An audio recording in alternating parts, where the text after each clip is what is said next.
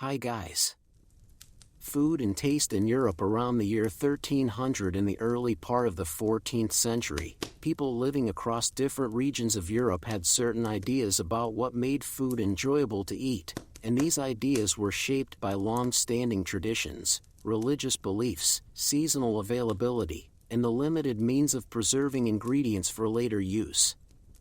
Meals were not designed for entertainment or luxury in most households, and eating was seen more as a necessary activity to maintain strength and health rather than an opportunity for indulgence or celebration on a daily basis. The concept of flavor was tied closely to how familiar a dish felt, how warm it could be served, and whether it provided enough energy to last through hours of physical labor, which was common for the majority of the population at that time.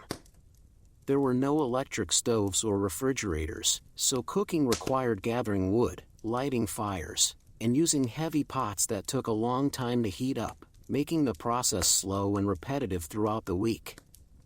Most families lived in small homes with little space for storing food, so they relied on buying or gathering ingredients every few days, depending on where they lived and what kind of work they did during the week. In villages, people often grew their own vegetables in small plots near their houses, while those in towns depended more on markets where vendors sold items like onions, carrots, cabbages, and dried beans that had been stored from earlier harvests. Meat was not eaten every day by most people because animals were expensive to raise and feed, and butchering one meant losing a source of milk, eggs, or wool unless it was absolutely necessary. Instead, meals were built around grains such as barley, rye, and oats, which were turned into thick porridges or coarse bread baked in communal ovens shared by several families in the same area. These grain-based dishes formed the foundation of nearly every meal, and they were often mixed with whatever else was available at the time, including herbs picked from nearby fields or scraps of salted fish brought in from coastal regions. Spices like pepper, cinnamon, and saffron existed but were extremely costly and mostly used by wealthy households or in monasteries where monks prepared special meals for visiting dignitaries or religious holidays. For ordinary people, taste came more from the texture of food and the warmth it brought to the body than from complex seasoning or elaborate preparation methods. A piece of dark bread soaked in broth made from boiled bones and leftover vegetables was considered satisfying not because it tasted exciting but because it filled the stomach and helped the person feel less cold during the winter months when temperatures dropped and daylight became shorter. Dairy products such as cheese and sour milk were common in some areas, especially where cows or goats could graze on open land, but they spoiled quickly without refrigeration, so they were consumed soon after being made. Butter was rare and usually reserved for special occasions or medicinal purposes, such as rubbing it on dry skin or mixing it with herbs believed to help with coughs and sore throats. Fruits like apples, pears, and plums grew wild or were cultivated in orchards belonging to nobles or churches, and they were eaten fresh when in season or dried for use during colder times of the year when fresh produce was unavailable. Honey was the main sweetener since sugar was imported from distant lands and too expensive for regular use, and even honey was used sparingly except during festivals or religious celebrations when extra treats were allowed. Water was drunk by many, but it was often unsafe due to contamination, so weak beer or small amounts of wine diluted with water were common beverages even among children, as fermentation killed some harmful organisms and made the liquid safer to consume over time.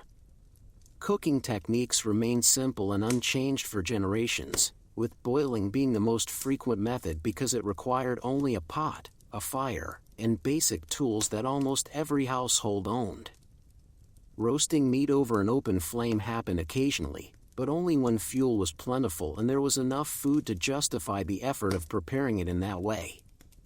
Baking in clay ovens or stone hearths occurred mainly in larger homes or institutions like castles and abbeys, where servants worked together to prepare meals for large groups of people who followed strict schedules based on prayer times and daylight hours.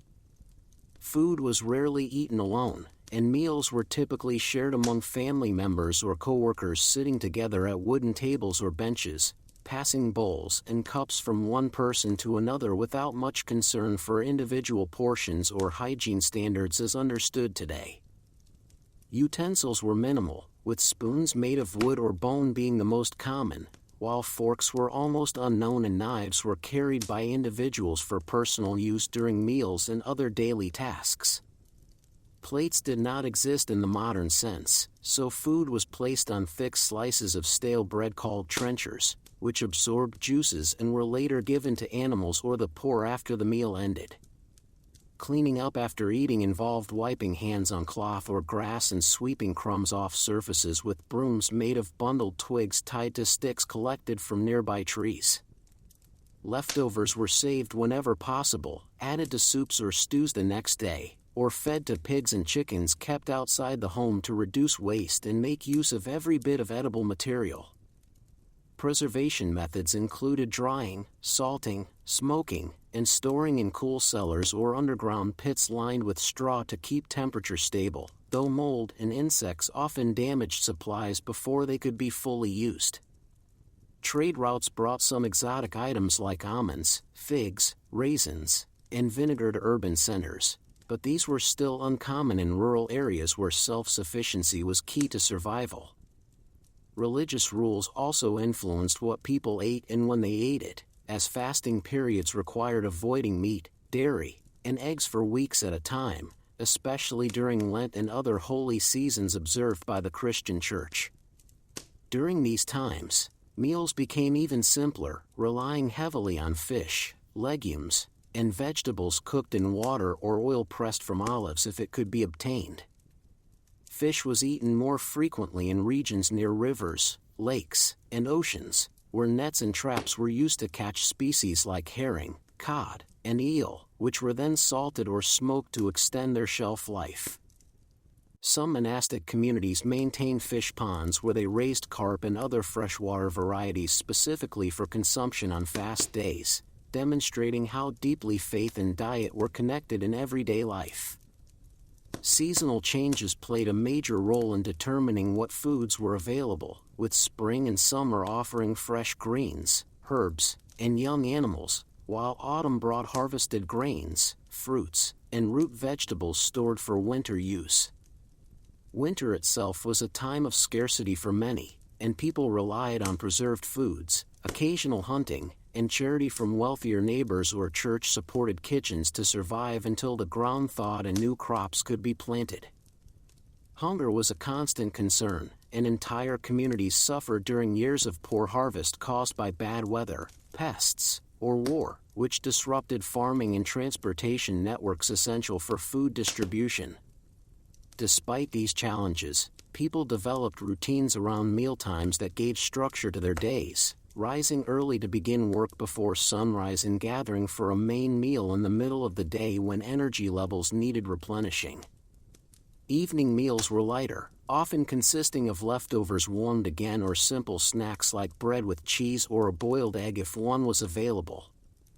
Children learned from an early age how to help prepare food, gather firewood, watch over cooking pots, and avoid burning meals, which would mean going hungry or wasting valuable resources already in short supply. Elders passed down knowledge about which plants were safe to eat, how to tell when meat had gone bad, and which combinations of ingredients might cause stomach discomfort or illness, all based on experience rather than scientific understanding. Superstitions also played a role in food choices, with some believing that certain foods brought good luck, protected against disease, or angered divine forces if consumed at the wrong time. Eating habits varied widely between social classes, with nobles enjoying more variety, better quality ingredients, and access to imported goods, while peasants and laborers focused on filling their stomachs with affordable, durable foods that required little preparation. Still, the idea of taste was not defined by richness or novelty but by consistency, safety, and the ability of a meal to sustain the body through another day of routine existence. Meals were rarely discussed in detail, and there were no cookbooks written for ordinary people, so recipes were shared orally and changed slowly over time as new tools, crops, or influences entered local communities. Travelers sometimes brought stories of foreign dishes, but these were often met with suspicion or indifference unless they aligned with existing customs and ingredient availability. Overall, the experience of eating in Europe around the year 1300 was marked by simplicity, repetition, and practicality, with little emphasis on surprise, excitement, or personal preference in flavor. Food was a necessity first, and any enjoyment derived from it came from its warmth, its familiarity, and its role in bringing people together briefly during otherwise long and tiring days. Grains as the foundation of medieval diets. In the daily lives of people living in Europe during the years between 1300 and 1400, grains played a central role in nearly every meal consumed across all regions regardless of climate, terrain, or local customs, and this reliance on cereal crops was so deeply embedded in everyday existence that it shaped not only what people ate but also how they worked, when they rested, and how entire communities organized their yearly routines around planting, tending, harvesting, drying, storing, grinding, and preparing these essential ingredients that formed the bulk of their caloric intake and provided the primary source of energy needed to endure long days of physical labor in fields, workshops, homes, and marketplaces where little else besides bread, porridge, or gruel could be counted on to appear with any regularity or consistency. The most common grains grown during this period included rye, barley, oats, and wheat, each of which had its own characteristics, growing conditions, and uses depending on the region, soil quality, rainfall patterns, and social status of the people who cultivated or purchased them, and while some areas favored one type over another due to environmental factors such as wetness, cold, or poor drainage, most households used whatever grain was available locally because transportation was slow. Roads were often impassable, and buying food from distant places was expensive and unreliable except for those who lived near rivers, trade routes, or larger towns where merchants occasionally brought sacks of imported flour or unmilled kernels from neighboring territories. Rye was especially widespread in northern and eastern Europe, where the cooler temperatures and heavier soils made it easier to grow than wheat, and although rye produced a dense, dark loaf with a slightly sour taste and coarse texture, it was valued for its ability to survive harsh winters and yield a harvest even when other crops failed, making it a dependable staple for peasants, servants, and laborers who could not afford to take risks with less resilient plants that required richer soil.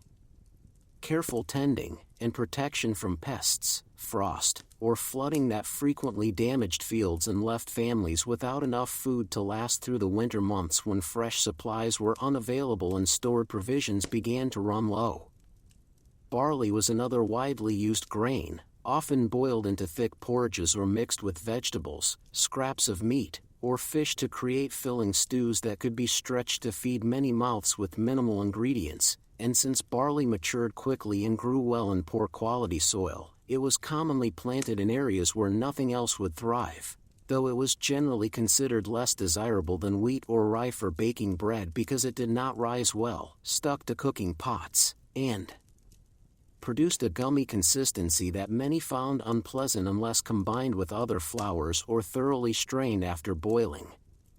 Oats were primarily grown in wetter climates such as parts of Britain, Ireland, and northern France, where frequent rain made wheat cultivation difficult, and they were usually eaten as porridge, cooked slowly over a fire until soft and creamy, or dried and stored for later use during seasons when fresh milk or butter might be added if any could be spared, though more often they were prepared plain with water and a pinch of salt if any could be spared, and despite their nutritional value, oats were sometimes seen as animal feed rather than human food in certain regions, especially among wealthier classes who associated them with poverty, rural backwardness, or the diets of soldiers and travelers who carried them on long journeys because they were lightweight, non-perishable, and easy to prepare with minimal equipment. Wheat, when it could be grown successfully, was regarded as the most desirable grain because it produced lighter, softer bread with a finer crumb and a milder flavor compared to the heavier loaves made from rye or barley, and white wheat bread was particularly prized by nobles, clergy, and wealthy town dwellers who could afford both the high cost of finely sifted flour and the fuel required to bake it properly in ovens that maintained consistent heat over several hours. But for most ordinary people, access to pure wheat was limited, and even when it was available, it was often mixed with cheaper grains to stretch the supply and reduce expenses, resulting in hybrid loaves known as maslin bread, which combined wheat and rye in varying proportions depending on availability, harvest success, and economic conditions that fluctuated from year to year based on weather, war, disease, or changes in taxation imposed by local rulers or feudal overlords who claimed a portion of each harvest as rent or tribute for the right to farm the land. Harvesting grain was a labor-intensive process that involved cutting stalks by hand using sickles or scythes, gathering them into sheaves, transporting them to threshing floors where animals trampled over them to separate the edible kernels from the chaff, winnowing the mixture by tossing it into the air so that the wind would blow away the lighter husks while the heavier grains fell back down onto cloths or wooden surfaces, and then bagging or boxing the clean grain for storage in barns, cellars, or communal granaries that were vulnerable to dampness, mold, rodents, and theft if not carefully guarded and regularly inspected throughout the year. Once harvested and stored, grain had to be ground into flour before it could be used for cooking, and this task was typically done at home using hand-operated corn stones made of two circular rocks stacked together, the top one rotated manually to crush the kernels beneath it, producing a coarse powder that retained much of the bran and germ and gave bread a gritty texture and darker color than modern refined flours, though some villages had access to water-powered or wind-powered mills, operated by millers who charged a fee for their services, usually taking a small percentage of the grain as payment for grinding it into a slightly finer product that still contained impurities such as bits of stone, dust, or insect fragments that could not be fully removed without advanced sifting techniques that did not exist at the time. Baking bread was one of the most important household activities, and in many places, families did not have private ovens but instead relied on shared communal ovens located in central areas of villages or within monastery grounds, where residents brought their dough on designated days and waited their turn to place it inside the heated chamber after the previous batch had finished baking and the temperature had been adjusted by experienced bakers who judged readiness by touch, smell, and experience rather than precise measurements or timers, and since maintaining an even heat was difficult, especially in ovens built from clay or stone that absorbed and released warmth unevenly, loaves often emerged partially burned on the outside and undercooked within, requiring further toasting over open flames or slicing and drying to prevent spoilage. Bread itself came in many forms depending on region, class, and occasion, ranging from large round loaves baked once a week and sliced as needed to small flatbreads cooked quickly on hot stones near fires, and while rich households might enjoy softer, wider bread served on clean cloths with knives and spoons, poorer families ate dense, heavy loaves that lasted longer but were hard to chew, sometimes needing to be soaked in broth, milk, or ale to soften them enough for consumption, especially by children, the elderly, or those suffering from dental problems caused by poor hygiene, worn teeth, or chronic illness. Porridge was another common way of preparing grain, particularly for breakfast or evening meals, and it was made by slowly stirring crushed or coarsely ground kernels into boiling water or milk until they thickened into a mushy consistency that could be flavored with salt, honey, dried fruit, or leftover fat if any was available, though most versions were plain and monotonous, eaten out of wooden bowls with spoons carved from scrap wood or animal bone, and often reheated multiple times over several days until the original texture broke down completely and the dish became more like a sticky paste than a proper meal. Storage of grain was a constant concern, as damp conditions encouraged mold growth, insects infested stored sacks, and mice or rats could consume significant portions of a family's supply overnight if containers were not sealed properly in chests made of wood, pottery jars coated with resin, or pits dug into dry ground and lined with straw to absorb moisture and keep temperatures stable, and even with precautions, losses were common, forcing households to ration their flour during lean periods and rely on alternative foods such as roots, greens, or legumes until the next harvest brought fresh supplies. Because grain was so vital to survival, its production and distribution were closely tied to social structure, land ownership, and religious observance, with feudal lords controlling large estates where peasants worked the fields in exchange for permission to keep a portion of the crop for themselves, while churches collected tithes in the form of grain that supported priests, monks, and charitable kitchens that fed the poor, sick, or homeless during times of famine or crisis, reinforcing the idea that food was not merely sustenance but also a symbol of duty, obedience, and divine order in a world where stability depended on everyone fulfilling their assigned role without question or complaint. Meals centered around grain were rarely varied, and people accepted that they would eat similar dishes day after day with only slight differences based on season, location, or special events such as weddings, funerals, or religious festivals when extra effort might be made to produce a better loaf, add a bit of honey, or serve warm porridge with melted butter, though even these occasions did not dramatically alter the overall pattern of eating, which remained rooted in repetition, necessity, and quiet endurance rather than pleasure, novelty, or personal choice. The act of preparing grain-based food was repetitive and time-consuming, involving hours of kneading dough, watching pots, cleaning tools, and managing fires, and women and children bore most of this responsibility, passing down knowledge about consistency, rising times, oven heat, and storage methods through observation and practice rather than written instruction, since literacy was rare and cookbooks did not exist for common households. Over time, small changes occurred in how grain was processed and used, such as the gradual improvement of mill technology, the introduction of new strains of wheat through trade or marriage alliances between noble families, or the adoption of slightly different recipes influenced by contact with travelers, pilgrims, or returning soldiers. But these shifts happened so slowly that individuals might live their entire lives without noticing any meaningful difference in the taste, texture, or appearance of the bread or porridge they consumed every day.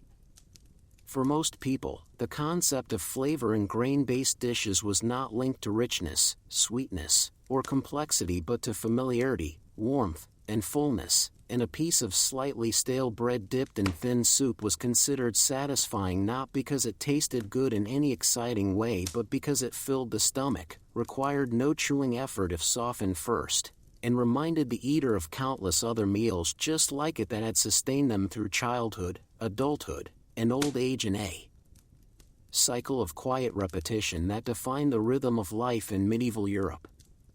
There was little discussion about improving taste, inventing new recipes, or experimenting with ingredients, because the purpose of food was not to entertain or inspire but to preserve life, maintain strength, and allow people to continue working, praying, sleeping, and eventually dying in the same unremarkable way that generations before them had done, leaving behind few records, fewer memories, and almost no trace of what exactly they thought about the bread they ate each morning or the porridge they stirred each evening as the fire dimmed and the room grew cold. Vegetables, herbs, and wild plants in daily meals in the households of people living across Europe during the 14th century. Vegetables played a supporting role in most meals, rarely taking center stage but instead serving as additions to grain-based dishes that relied on bread, porridge, or boiled grains as the primary source of sustenance, and although vegetables were consumed regularly by both rural and urban populations, they were not considered essential in the same way that grains or preserved foods were, and their presence on the table depended heavily on the time of year, local growing conditions, access to garden space, and the overall economic situation of the family preparing the meal, which meant that availability could vary greatly from one region to another and even from one week to the next depending on weather patterns, soil quality, or disruptions caused by war, disease, or migration that affected planting schedules and harvest yields in unpredictable ways. Commonly grown vegetables included cabbage, onions, leeks, garlic, carrots, turnips, parsnips, and beans, all of which were hardy enough to survive in temperate climates and could be stored for limited periods without spoiling if kept in cool, dry places such as cellars, root pits, or underground storage chambers dug beneath homes or barns where temperatures remained relatively stable throughout the winter months when fresh produce was no longer available from fields or gardens.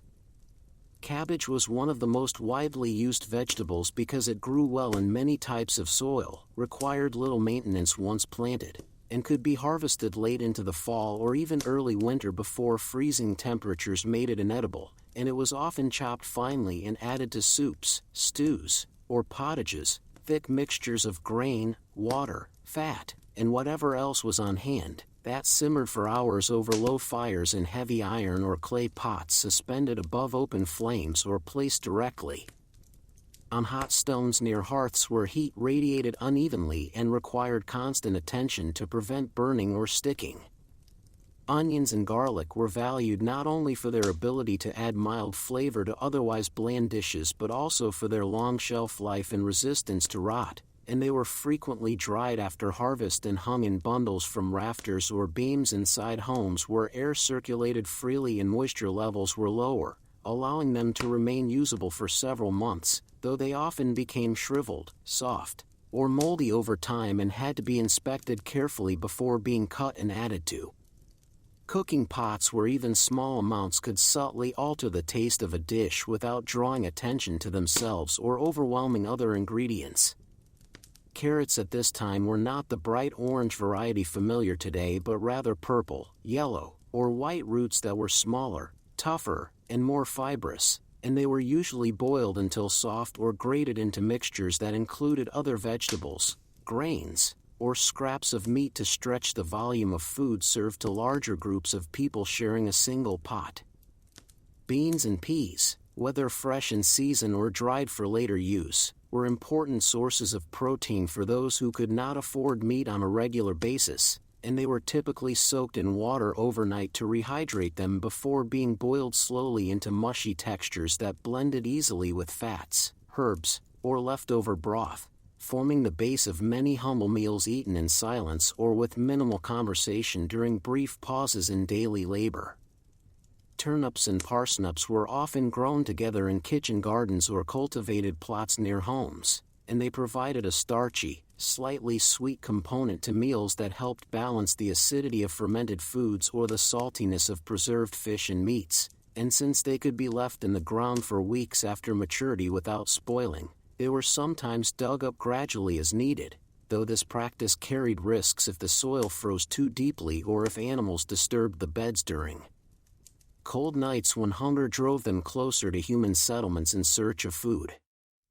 In addition to cultivated crops, many families relied on wild plants gathered from forests, meadows, riverbanks, and uncultivated fields, where knowledgeable individuals, often older women or children taught by elders, collected edible greens such as nettles, sorrel, dandelion leaves, chickweed, and wild mustard, all of which could be boiled and eaten like spinach or mixed into grain dishes to increase bulk and provide trace nutrients that might otherwise be missing from diets dominated by starch and fat.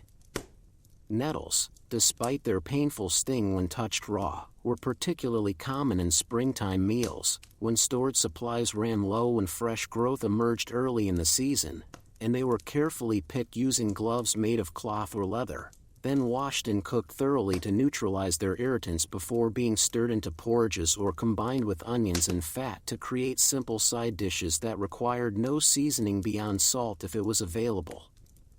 Herbs such as parsley, sage, thyme, mint, and fennel were grown in small clusters near doorways or along fences where they were easy to reach, and while some were used sparingly to add subtle notes to food, most were not employed for flavoring in the modern sense but rather for perceived health benefits, as many people believed certain plants could aid digestion, cleanse the blood, or protect against illness when consumed regularly. even if their actual effect was minimal or entirely symbolic.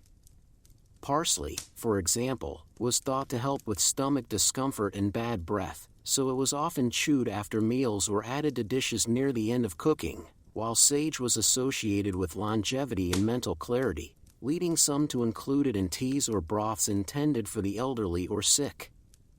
Mint was appreciated for its cooling sensation and pleasant smell, especially during warmer months when food spoiled quickly and strong odors filled homes, and it was sometimes placed in storage areas to repel insects or laid between layers of cloth to keep clothing smelling fresh, though it was also used in cooking when nothing else was available.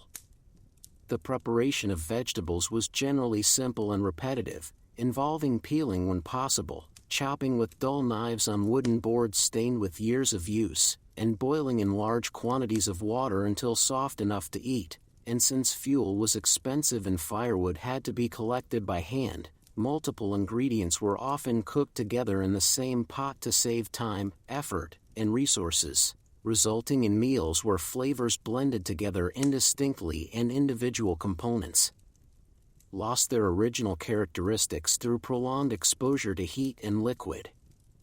Frying was rare because oil and animal fat were precious commodities reserved for special occasions or medicinal uses, and roasting vegetables separately from other foods was almost unheard of due to the inefficiency of using fire for anything other than essential tasks like baking bread or heating water for washing.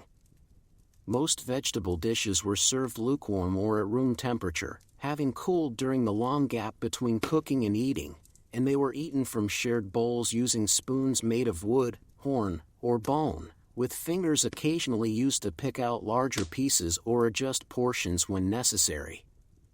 Preservation methods for vegetables were limited and largely ineffective by modern standards, with drying being the most common technique for items like beans, peas, and certain herbs, while root vegetables were stored in sand, straw, or sawdust to slow decay and maintain moisture, though mold, sprouting, and insect damage were frequent problems that reduced usable quantities over time. Pickling existed but was uncommon among ordinary households due to the cost of vinegar, which had to be imported or produced locally in small batches from wine or apple scraps, and brining required large amounts of salt, which was also expensive and closely regulated in many regions, making these methods accessible mainly to wealthier families or institutions such as monasteries and castles where supplies were more secure and waste could be better managed.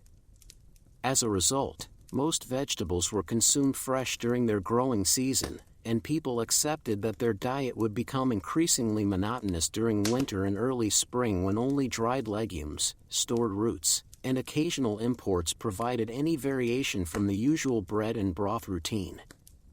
There was little emphasis placed on presentation, variety, or culinary creativity when it came to vegetables, and meals were not judged by how appetizing they looked or tasted but by how effectively they filled the stomach and sustained energy levels through another day of physical work, prayer, or household duties that followed predictable patterns with few surprises or deviations. Children learned from an early age to eat whatever was given to them without complaint, and parents discouraged pickiness by reminding them of times when food was scarce and even spoiled vegetables or bitter greens had to be eaten to avoid starvation, reinforcing the idea that gratitude and endurance were more important than personal preference or enjoyment. Religious beliefs also influenced attitudes toward plant-based foods, as fasting periods required abstaining from meat, dairy, and eggs, making vegetables, legumes, and grains the sole components of meals for extended stretches of time, particularly during Lent and other holy observances when entire communities adhered to strict dietary rules that emphasized simplicity, humility, and self-denial as spiritual practices meant to purify the body and strengthen faith. During these times, vegetable dishes were prepared in much the same way as usual, with no attempt to mimic the texture or flavor of meat or to make the food more appealing, and people accepted the repetition and blandness as part of their religious duty, rarely expressing dissatisfaction or longing for richer fare. Markets in towns and cities sometimes offered a slightly wider selection of vegetables brought in from surrounding villages or transported along rivers by boat, but these items were often wilted, damaged, or overpriced, limiting access for poorer residents who relied on homegrown produce or charity distributions organized by churches and charitable organizations that provided basic rations during times of hardship. Cooking knowledge was passed down orally from generation to generation, with young girls learning how to identify edible plants, prepare them safely, and combine them with other ingredients under the supervision of mothers or grandmothers who had spent decades mastering the same routines without ever writing anything down or consulting outside sources. Since literacy was rare and printed materials did not exist for domestic topics like food preparation. Over time, small changes occurred in gardening practices and ingredient combinations due to contact with travelers, returning crusaders, or merchants who introduced new ideas about cultivation or usage, but these influences spread slowly and were often adapted to fit existing customs rather than replacing them outright, so the overall pattern of vegetable consumption remained remarkably consistent throughout the century. For most people, the experience of eating vegetables was unremarkable and forgettable, blending into the background of daily life like breathing or walking, and no one remembered exactly what they had eaten yesterday or expected anything different tomorrow, because the rhythm of meals was governed by necessity, tradition, and the slow turning of the seasons rather than choice, desire, or innovation, and this quiet continuity provided a sense of stability in a world where change was often dangerous, unwelcome, and best avoided whenever possible. In the everyday lives of people living in Europe during the years between 1300 and 1400, meat was not a regular part of most diets and was instead regarded as a rare addition to meals that occurred only on special occasions, during certain seasons, or among those who had enough wealth, land, or social status to afford it on a somewhat predictable basis, while for the majority of the population, especially peasants, laborers, and urban workers, eating meat was an infrequent event that might happen once every few weeks or even less often depending on location, economic conditions, religious restrictions, and access to animals that could be slaughtered without causing long-term hardship to the household relying on them for milk, eggs, wool, or plowing fields.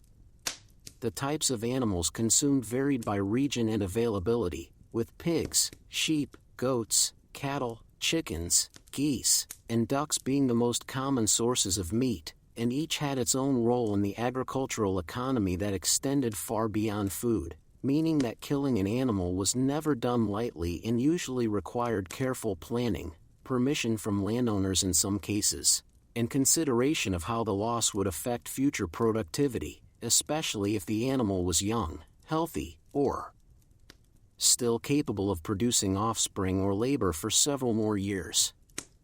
Pigs were among the most frequently eaten animals because they grew quickly, required relatively little care compared to other livestock, could be fed on scraps, acorns gathered from forests, and waste products from grain processing, and produced large amounts of fat and meat when slaughtered, making them ideal for preservation through salting, smoking, or drying, which allowed families to store portions for use during winter months when fresh food was scarce and hunting was difficult due to snow, ice, and short daylight hours.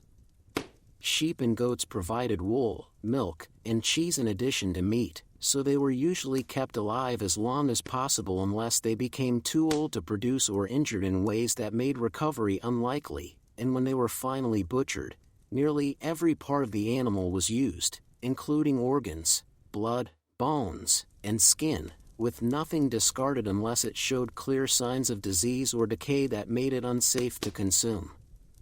Cattle were valuable for their strength in plowing fields and transporting goods, so they were rarely killed for meat except in cases of extreme need, old age, or injury, and when one was slaughtered, it was often a community event where neighbors gathered to help with the work, share in the distribution of cuts, and participate in rituals or traditions meant to express gratitude for the animal's life and ensure that no part went to waste, reinforcing the idea that meat was not simply food but also a resource tied to survival, cooperation, and respect for natural cycles. Chickens and other poultry were kept in small numbers by many households, primarily for their eggs, but they were also eaten when they stopped laying, became sick, or reached an age where continued care was no longer practical, and while individual birds did not provide much meat, they could be added to soups, stews, or grain mixtures to enhance flavor and nutrition without requiring significant preparation or fuel. Hunting was another source of meat, though it was largely restricted to nobles and landowners who held exclusive rights to hunt on certain lands, and common people who hunted without permission risked severe punishment, including fines, imprisonment, or physical harm, so most rural residents relied on trapping small game such as rabbits, hares, birds, or squirrels using snares, nets, or simple tools made from wood and rope, and these animals, though small in size, contributed important protein to diets that otherwise depended heavily on grains, legumes, and preserved foods.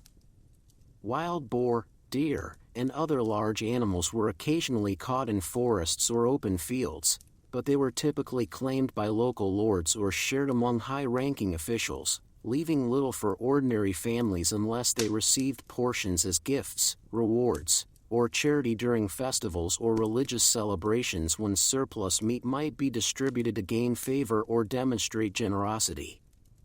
Butchering an animal was a labor-intensive process that required skill, sharp tools, strong hands, and knowledge of anatomy to ensure that the meat was removed cleanly, organs were set aside for immediate use, and blood was collected for making sausages or puddings that could be cooked later, and since refrigeration did not exist, the entire process had to take place quickly and efficiently, usually in cold weather when lower temperatures slowed spoilage and allowed meat to remain safe for several days before being preserved. Preservation methods included salting, drying, smoking, and packing in fat, all of which helped extend shelf life but altered the taste, texture, and appearance of the meat significantly, often making it tough, salty, or dry by the time it was finally cooked and eaten, sometimes weeks or even months after slaughter. Salted pork, known as bacon or gammon, was one of the most common preserved meats and could be stored for long periods in wooden barrels or hung from rafters in cool rooms where air circulated freely, and it was usually soaked in water for hours or days before cooking to reduce salt content and rehydrate the fibers, then boiled slowly with vegetables, grains, or herbs to make stews that softened the meat and blended flavors into a uniform mixture where individual ingredients lost their distinctiveness over time. Fresh meat, when available, was typically boiled rather than roasted because boiling required less fuel, allowed multiple items to be cooked together, and made tough cuts more tender through prolonged exposure to liquid and heat, while roasting was reserved for wealthier households that could afford both the firewood and the space needed for open flame cooking, often done in large halls with high ceilings to manage smoke and accommodate big joints of meat turned on spits by servants working for hours to keep them rotating evenly. Meat dishes were rarely seasoned with anything beyond onions, garlic, or basic herbs like parsley or sage, and spices such as pepper, cinnamon, or saffron were almost never used by ordinary people due to their extreme cost and limited availability, so flavor came more from fat, bone broth, and the slow blending of ingredients than from deliberate attempts to create complex tastes or aromatic combinations. Meals containing meat were usually shared among family members or neighbors, with portions distributed according to age, status, and contribution to household labor, and children often received smaller pieces or were given soup made from boiled bones while adults ate the solid parts, reflecting social hierarchies that govern not only food distribution but also daily interactions within homes and communities. For many, the experience of eating meat was not associated with pleasure or excitement but with relief, fullness, and temporary satisfaction after periods of scarcity or physical strain, and there was little discussion about taste, preparation, or preference because expectations were low and alternatives were limited, so even tough, greasy, or overly salty meat was accepted without complaint as a sign of good fortune or divine blessing. Religious rules also played a major role in determining when meat could be eaten, as the Christian Church imposed numerous fasting days throughout the year when believers were required to abstain from all animal products, including meat, dairy, and eggs, especially during Lent, Advent, and certain weekdays like Fridays and Wednesdays, and these restrictions applied to everyone regardless of class, meaning that even wealthy individuals had to adjust their diets seasonally and rely on fish, legumes, and vegetables during extended periods when meat was forbidden, reinforcing the idea that dietary choices were not personal but moral, spiritual, and deeply embedded in communal rhythms of worship, penance, and self-denial. As a result, meat consumption followed a cyclical pattern tied to the liturgical calendar, with spikes in activity around major holidays like Christmas, Easter, and Saints' Days when feasting was permitted and encouraged as a way of celebrating faith and abundance, though even these events rarely involved extravagant displays for most people, who continued to eat modestly and pragmatically even on festive occasions. Cooking meat required constant attention to avoid burning, undercooking, or wasting precious fuel, and pots were often left simmering for hours or even days, with additional water or broth added as needed to prevent drying out, and since kitchen tools were basic and cleaning was infrequent, residue built up over time on pots, spoons, and cutting surfaces, contributing to a persistent smell of grease and old food that lingered in homes regardless of ventilation or efforts to remove it. Leftovers were reused whenever possible, added to new batches of stew, mixed into porridge, or served cold the next day, and bones were saved to make broth for future meals, ensuring that nothing was wasted and every bit of edible material was extracted through repeated heating and straining. There was little variation in how meat was prepared across regions, and recipes were passed down orally rather than written, so changes occurred very slowly over generations, with new techniques, tools, or ingredient combinations taking decades to become common practice, if they were adopted at all. Over time, some influence came from trade, travel, and contact with other cultures, especially in port cities or areas near monasteries where monks experimented with different methods of preservation or preparation, but these innovations rarely reached rural populations, who continued to follow traditional routines without questioning or seeking improvement.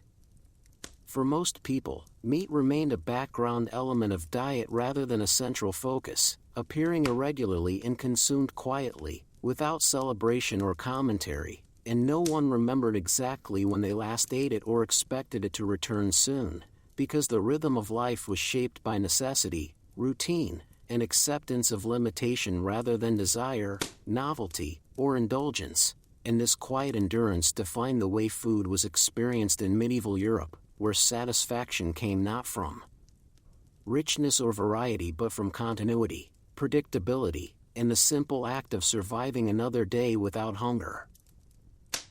Fish, fasting, and religious influence on diet in the daily lives of people living in Europe during the years between 1300 and 1400, fish played a significant role in diets, especially in regions near rivers, lakes, or coastal areas where access to fresh or preserved seafood was more consistent than in inland or mountainous regions, and while fish was not as commonly consumed as grains, vegetables, or meat in most households, it was an essential component of meals for many, particularly during periods of religious fasting when the Christian Church prohibited the consumption of meat, dairy, and eggs, and required believers to eat only plant-based foods or fish as alternatives that were considered less luxurious and therefore more appropriate for spiritual reflection, penance, and humility.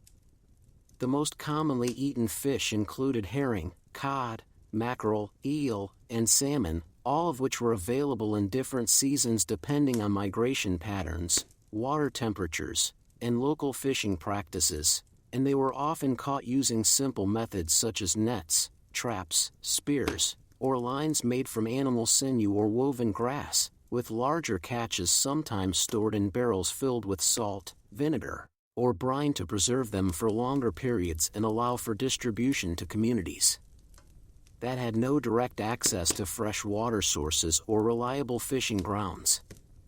Salted and dried fish were particularly valuable because they could be kept for months without spoiling, and they were used to supplement diets during times of scarcity, especially in winter when other food sources became limited due to cold weather, snow-covered fields, and reduced availability of fresh produce. And even though these preserved fish were often tough, dry, and heavily seasoned, they provided a necessary source of protein and nutrients that helped sustain people through long periods of hardship and uncertainty. In coastal towns and villages, fishing was a primary occupation for many families, and small boats were used to catch fish in open waters, while in inland areas, rivers and streams were the main sources of supply, with some communities maintaining fish ponds or reservoirs where carp, pike, or other freshwater species were raised specifically for consumption during fasting days or special occasions, and these ponds were carefully managed by monks, landowners, or local authorities who understood the importance of maintaining a steady supply of food for both religious and practical purposes. The preparation of fish varied depending on location, season, and available resources, but boiling, stewing, and drying were the most common methods used, with fish often cooked in large pots alongside vegetables, grains, or legumes to create hearty stews that could feed multiple people at once. And since firewood was expensive and cooking required constant attention, many families reused the same pot for several meals, adding new ingredients and reusing old broth until the mixture became thick, murky, and difficult to distinguish from previous batches, creating a uniform texture and flavor that did not change much over time. Smoked fish was another popular option, especially in colder climates where the air remained cool enough to prevent spoilage, and it was often hung in open spaces or placed in wooden racks near fires to dry slowly, producing a firm, chewy consistency that could be eaten directly or softened by soaking in water before being added to soups or porridges, though this process sometimes took hours or even days, and the final result was rarely as appetizing as fresh fish, which was usually reserved for wealthier households or special occasions where preservation was not necessary. For those who lived far from water sources or could not afford to buy fish regularly, the idea of eating it was often associated with religious observance rather than personal preference, and many believed that consuming fish during fasting periods was a way to show devotion, discipline, and obedience to the Church's teachings, reinforcing the notion that food was not simply about taste or comfort but also about spiritual duty, self-control, and the rejection of worldly pleasures in favor of moral purity and divine favor. During these times, meals became simpler and more structured, with fish replacing meat in most dishes, and there was little variation in how it was prepared or served, as the focus remained on following religious rules rather than experimenting with flavors or textures, and even when fish was available, it was often boiled in plain water or combined with minimal seasoning, making it one of the least flavorful components of the diet, though it was still considered a necessary part of life that helped maintain strength and energy during long periods of abstinence from other foods. Religious festivals and holy days also influenced the types of fish that were consumed, with certain species becoming associated with specific events or traditions, and some communities developed rituals around the preparation and sharing of fish meals, such as distributing portions to the poor, offering gifts to priests, or holding communal feasts in honor of saints or martyrs who were believed to have died for their faith. And although these events were not always extravagant, they reinforced the idea that food was a shared experience, a symbol of community, and a means of expressing gratitude, piety, or hope for the future. In monastic communities, where strict dietary rules were enforced by religious orders, fish was often the main source of animal protein, and monks maintained large fish ponds or rented space on nearby rivers to ensure a steady supply, and while they avoided indulgence in rich or spicy dishes, they did take care to prepare fish in ways that were both practical and respectful, sometimes using herbs, salt, or simple broths to enhance its natural flavor, though these additions were never excessive or seen as luxuries, and the overall approach to eating remained humble, disciplined, and focused on necessity rather than enjoyment. Even among the wealthy, who had access to a wider variety of foods, fish was not always considered a delicacy, and its use was often limited to specific times of the year or special occasions, with richer meats, cheeses, and wines being preferred for celebrations, banquets, and formal gatherings, and this distinction reflected broader societal values that associated meat with status, power, and abundance, while fish was seen as a more modest, accessible, and spiritually acceptable choice for those who wished to live humbly or follow religious guidelines. Despite these differences, the presence of fish in daily meals was a common thread across all levels of society, and it played a crucial role in maintaining the balance between sustenance, tradition, and religious practice, ensuring that even in times of scarcity or restriction, people could find nourishment in the simplest forms of food that required no elaborate preparation, no excess, and no waste, and that aligned with the values of endurance, simplicity, and quiet acceptance that defined the way people lived and ate in medieval Europe. Dairy products and their limited role in the daily lives of people living in Europe during the years between 1300 and 1400, dairy products such as cheese, milk, and butter played a role in diets, though they were not as consistently available or widely consumed as grains, vegetables, or fish, and their presence on the table depended largely on the type of community, the season of the year, and the availability of livestock that could be used for milking, grazing, or other agricultural purposes. And while some households had access to fresh milk or small quantities of cheese, others relied on stored or dried forms of dairy that could be preserved for longer periods, making them more practical in times of scarcity or when transporting goods was difficult due to poor roads, harsh weather, or limited resources. Cheese was one of the most common dairy products, and it was produced from the milk of cows, goats, or sheep, which were often kept in small numbers by families who needed their milk for drinking, cooking, or making soft cheeses that could be eaten soon after production, while harder varieties were aged for weeks or months using salt, brine, or simple drying methods that helped prevent spoilage and allowed for storage in cool, dry places such as cellars, under floorboards, or inside wooden chests lined with cloth or straw, though even these methods were not always effective, and many cheeses became moldy, rancid, or infested with insects if not carefully monitored and rotated regularly.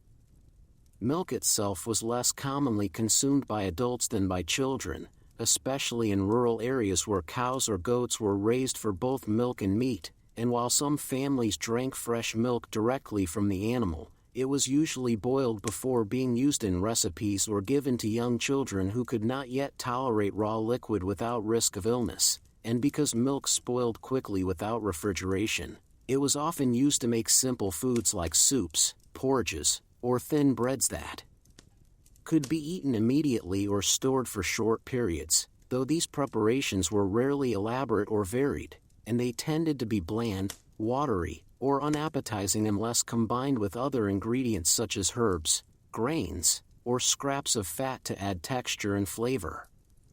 Butter was even rarer than cheese or milk, and it was typically reserved for special occasions, medicinal uses, or the households of wealthier individuals who had access to large quantities of cream from well-fed cows. And while some villages or monasteries may have produced small amounts of butter for local consumption, it was generally considered a luxury item that required careful handling and storage in cool, dark places to prevent melting or rancidity, and even then, it was often used sparingly, either spread thinly on bread, mixed into porridge, or added to stews in small amounts to enhance richness and moisture, though the overall effect was minimal compared to the heavy use of fats like lard or tallow, which were more readily available and easier to produce in large quantities. The production of dairy products was labor-intensive and time-consuming, requiring constant care of animals, regular milking, and careful preparation of tools and containers to avoid contamination, and since there were no modern pasteurization techniques or sterilization methods, milk and cheese were often associated with health risks, leading many people to avoid consuming them unless absolutely necessary, especially during times of illness, poor weather, or high humidity that increased the likelihood of spoilage and bacterial growth, and in some cases, people believed that certain types of dairy could cause digestive discomfort, fever, or imbalance in the body's humors, reinforcing the idea that food should be chosen carefully and consumed in moderation rather than indulged in for pleasure or variety. In addition to the challenges of preserving dairy, there were also social and economic factors that influenced its availability, with wealthier households having greater access to fresh milk, cheese, and butter due to their ability to maintain larger herds, invest in better storage facilities, and hire additional help for daily tasks like feeding, cleaning, and milking, while poorer families often had to rely on what little they could gather from nearby farms, trade with neighbors, or receive as part of religious or communal distributions, and even then, the quantities were limited and subject to seasonal changes that made it difficult to plan meals around dairy-based dishes. Religious beliefs also played a role in how dairy was consumed, as the Christian Church sometimes restricted the use of milk and cheese during fasting periods, especially in the same way that meat and eggs were banned, and while this rule was not always strictly enforced, it reinforced the idea that dairy was a secondary food source that should be used sparingly and only when necessary, rather than as a regular part of the diet, and this attitude extended to monastic communities, where strict dietary regulations governed what could be eaten and when, and even monks who lived in isolated abbeys often avoided excessive consumption of dairy to maintain discipline, humility, and a focus on spiritual rather than physical nourishment. Despite these limitations, dairy products were still valued for their ability to provide essential nutrients, especially for children, the elderly, and those recovering from illness, and they were often used in combination with other foods to create simple, nourishing meals that could sustain people through long days of work, prayer, or rest. And although the taste and texture of dairy-based dishes were not always appealing, they were accepted as part of the natural order of life, where every meal served a purpose, and every ingredient contributed to the survival of the household in a world where abundance was rare and waste was discouraged at all costs. Over time, small variations in dairy consumption emerged based on region, climate, and cultural practices, with some areas favoring certain types of cheese, milk, or butter over others depending on local traditions, available resources, or historical influences. But these differences were subtle and did not significantly alter the overall pattern of eating, which remained focused on simplicity, repetition, and the acceptance of limitation rather than the pursuit of comfort or satisfaction, and this quiet endurance defined the way people experienced food in medieval Europe, where the value of a meal was measured not by its taste or complexity, but by its ability to keep the body strong, the mind clear, and the soul in balance with the rhythms of nature, faith, and duty. Drinks people consumed with their meals in the daily lives of people living in Europe during the years between 1300 and 1400. Drinking was a necessary part of eating, and water, beer, ale, wine, and occasionally other beverages were consumed regularly as companions to meals, though the types and quantities of drinks varied depending on location, season, social status, and availability. And while some people drank only water or diluted wine, others had access to stronger or more frequent sources of liquid that could be used for hydration, warmth, or even medicinal purposes, and despite the lack of modern sanitation or filtration methods, most people relied on what was available at the time, believing that drinking from rivers, wells, or communal vessels was a natural and safe practice, even if it sometimes led to illness or discomfort due to contamination.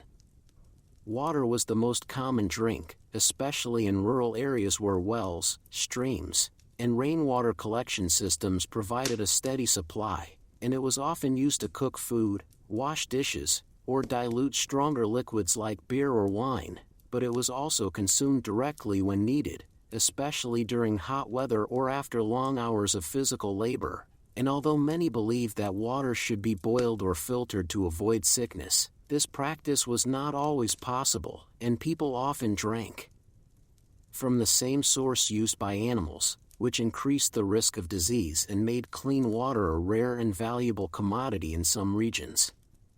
Beer and ale were among the most widely consumed drinks, especially in towns and villages where brewing was a common household or small-scale industry, and they were made from barley, wheat, or rye using simple fermentation techniques that required minimal equipment and could be done year-round, with families producing small batches at home or purchasing larger quantities from local brewers who sold their products in wooden casks, clay jugs, or earthenware pots that were passed around during meals, shared among workers, or stored for later use. And because beer contained alcohol, it was considered safer than water in many cases, as the fermentation process killed harmful bacteria and made it less likely to cause illness, though it still carried risks, especially when brewed in unsanitary conditions or left to sit too long without proper storage. Wine was less common and more expensive, and it was primarily consumed by wealthier households, religious institutions, or those who lived near vineyards or trade routes that brought it from distant lands, and it was often diluted with water to reduce its strength and make it more palatable, especially for children, the elderly, or those who were not accustomed to drinking it regularly. And although it was seen as a luxury item, it was also used in religious ceremonies, medical treatments, and social gatherings, reinforcing the idea that certain drinks were associated with status, piety, or celebration rather than everyday consumption. In addition to these beverages, some people drank herbal infusions, fruit juices, or fermented milk-based drinks like sour milk or kefir, which were believed to have health benefits or provide relief from digestive issues, and these were often prepared at home using ingredients that could be gathered from nearby fields, gardens, or markets, though they were not always available in large quantities and were often consumed only when other options were limited or when specific needs arose, such as treating a cold, easing stomach pain, or providing nourishment to sick or weak individuals. The preparation of drinks was usually simple and repetitive, involving boiling grains, soaking fruits, fermenting liquids, or mixing ingredients together in open containers that allowed air to circulate and promote the growth of yeast. And since there were no precise measurements, timers, or temperature controls, the results varied widely depending on the skill of the person making the drink, the quality of the ingredients, and the environmental conditions, leading to inconsistencies in taste, strength, and safety that were accepted as part of life rather than avoided or corrected through innovation or experimentation. Drinking was often a communal activity, with people sharing cups, bowls, or bottles during meals, and while this practice helped conserve resources and build social bonds, it also increased the risk of spreading illness, especially in crowded homes or public spaces where hygiene standards were low. And despite this, people continued to drink from the same vessel repeatedly, believing that it was a natural and acceptable way to share food and drink with others, especially within families or close-knit communities where trust and familiarity were strong. The act of drinking was not typically associated with pleasure, excitement, or indulgence, but rather with necessity, tradition, and the need to stay hydrated, warm, or energized throughout the day, and there was little emphasis placed on the taste, aroma, or variety of drinks, as long as they filled the stomach, warmed the body, and did not cause immediate harm. And this practical approach extended to all forms of liquid consumption, whether it was water, beer, wine, or something else, with no expectation of novelty, comfort, or enjoyment beyond basic survival. Religious beliefs also influenced how people drank, as the Christian Church sometimes encouraged moderation, self-discipline, and abstinence from excessive drinking, especially during fasting periods or when preparing for holy days. And while this rule was not always strictly followed, it reinforced the idea that drinking should be done responsibly and in accordance with spiritual values, rather than for entertainment, excess, or personal gratification, and this attitude was particularly strong among monastic communities, where strict dietary and behavioral codes governed every aspect of life, including the consumption of liquids, and where even wine was treated as a sacred offering rather than a casual beverage. Over time, small changes occurred in the types of drinks available and the ways they were consumed, as new ingredients, techniques, or cultural influences spread through trade, travel, or migration. But these changes were slow and often adapted to fit existing customs rather than replacing them entirely, so the overall pattern of drinking remained largely unchanged, with most people continuing to rely on the same basic beverages that had been used for generations, and no one expected anything different, because the rhythm of life was shaped by routine, necessity, and the acceptance of limitation rather than the pursuit of comfort, novelty, or indulgence, and this quiet endurance defined the way people experienced food and drink in medieval Europe, where the value of a meal or a drink was measured not by its taste or complexity, but by its ability to keep the body strong, the mind clear, and the soul in balance with the rhythms of nature, faith, and duty. Spices, sweeteners, and rare ingredients in the daily lives of people living in Europe during the years between 1300 and 1400. Spices such as pepper, cinnamon, saffron, and cloves were not commonly used in everyday cooking, and they were considered rare, expensive, and mostly available to wealthier households or religious institutions that had access to trade networks bringing them from distant lands. And while some people may have encountered these ingredients through merchants, travelers, or religious figures who brought them from the East, they were rarely incorporated into regular meals due to their high cost, limited availability, and the lack of knowledge about how to use them effectively in local cuisine. And even when they were used, it was usually in small quantities and only for special occasions or medicinal purposes rather than as a means of enhancing flavor or adding variety to daily food. Pepper, one of the most sought-after spices, was particularly prized for its ability to add heat and depth to dishes, but it was so costly that it was often reserved for the wealthy, who used it to season meats, stews, and sauces in ways that made their meals stand out from those of ordinary people. And while some lower-class individuals might have been given a tiny amount of pepper as part of a gift or trade, it was never used in large quantities or on a regular basis, and its presence in a meal was more of a status symbol than a practical addition to flavor. Cinnamon, another highly valued spice, was believed to have medicinal properties and was sometimes added to drinks, porridges, or breads to improve digestion or provide warmth. But it was also seen as a luxury item that could be used sparingly to make a meal feel more refined or sophisticated, and this perception reinforced the idea that spices were not meant for common consumption but rather for those who could afford to indulge in them without concern for cost or scarcity.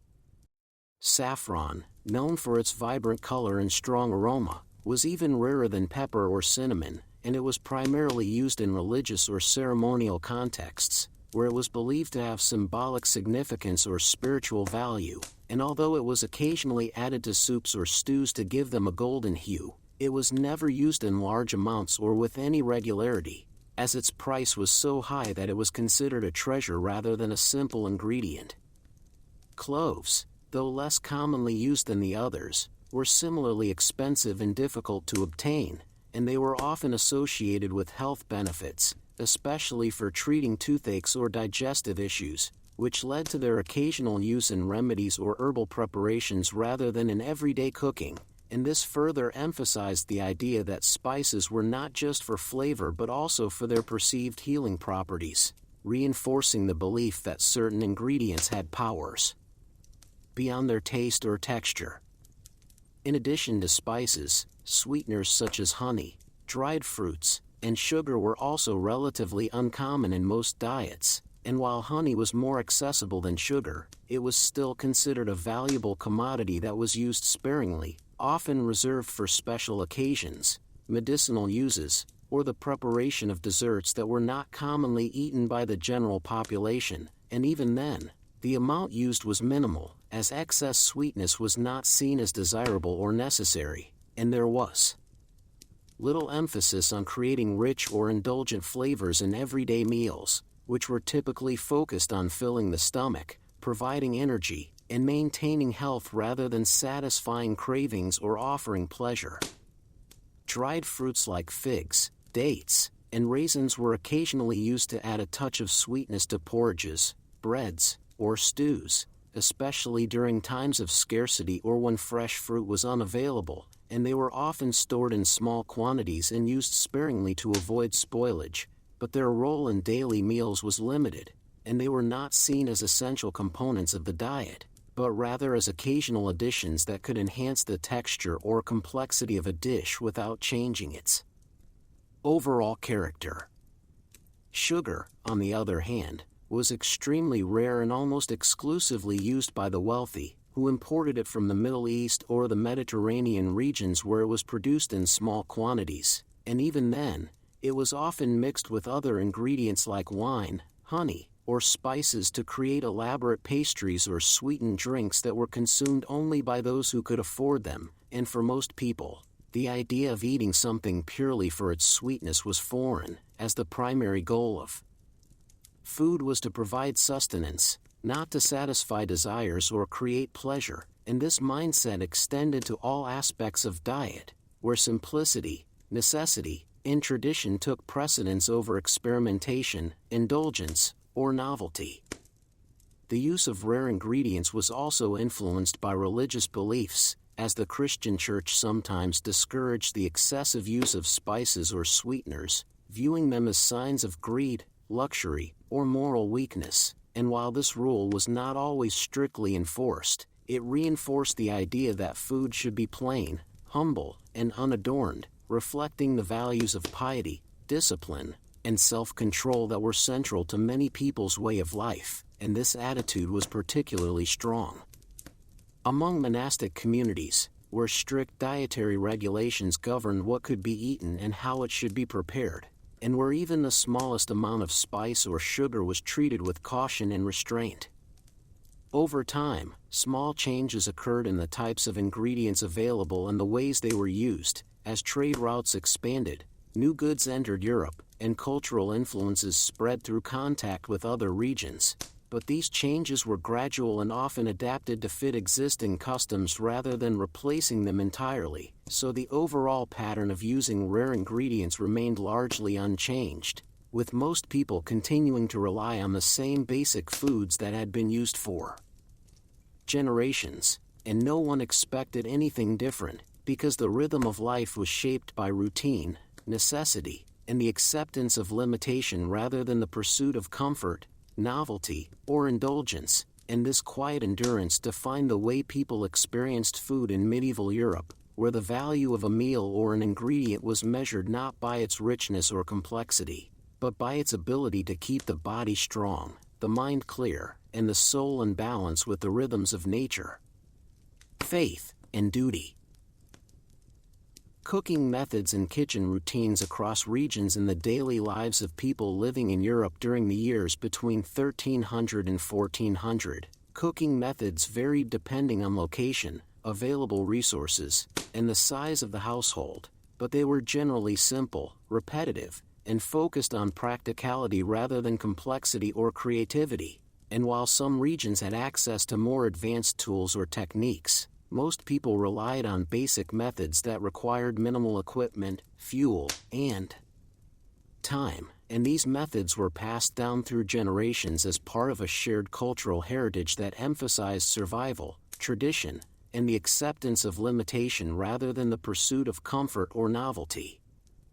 Boiling was the most common cooking method, as it required only a pot, a fire, and water, and it allowed for the preparation of soups, stews, porridges, and other dishes that could be made with whatever ingredients were available at the time, and since boiling was relatively safe, efficient, and easy to manage, it was used for nearly every meal, regardless of whether the food was meat, vegetables, grains, or fish, and this consistency helped maintain a sense of order and predictability in daily life, where meals followed a familiar pattern and rarely deviated from what had been done before. Roasting was another method used, especially in larger households or communal settings such as monasteries, castles, or market towns, where fires were kept burning for long periods and large pieces of meat could be cooked over open flames using spits, hooks, or metal rods that turned slowly to ensure even cooking. And although this technique required more fuel and attention than boiling, it was often used for special occasions, religious festivals, or when there was enough food to justify the effort, and the resulting dishes were usually served in large portions to groups of people who gathered around the fire to eat together, reinforcing the idea that food was not just about nourishment but also about community, sharing, and social interaction.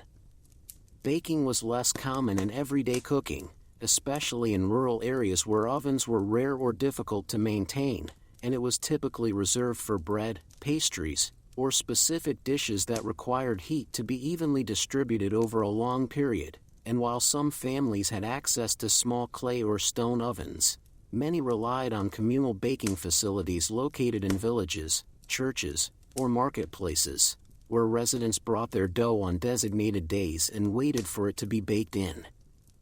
Shared ovens that were heated by wood fires and maintained by experienced bakers who adjusted temperatures based on experience rather than precise measurements, and this system ensured that everyone had access to fresh bread, though it also meant that meals were prepared on a schedule rather than on demand, and no one expected immediate results or personal convenience.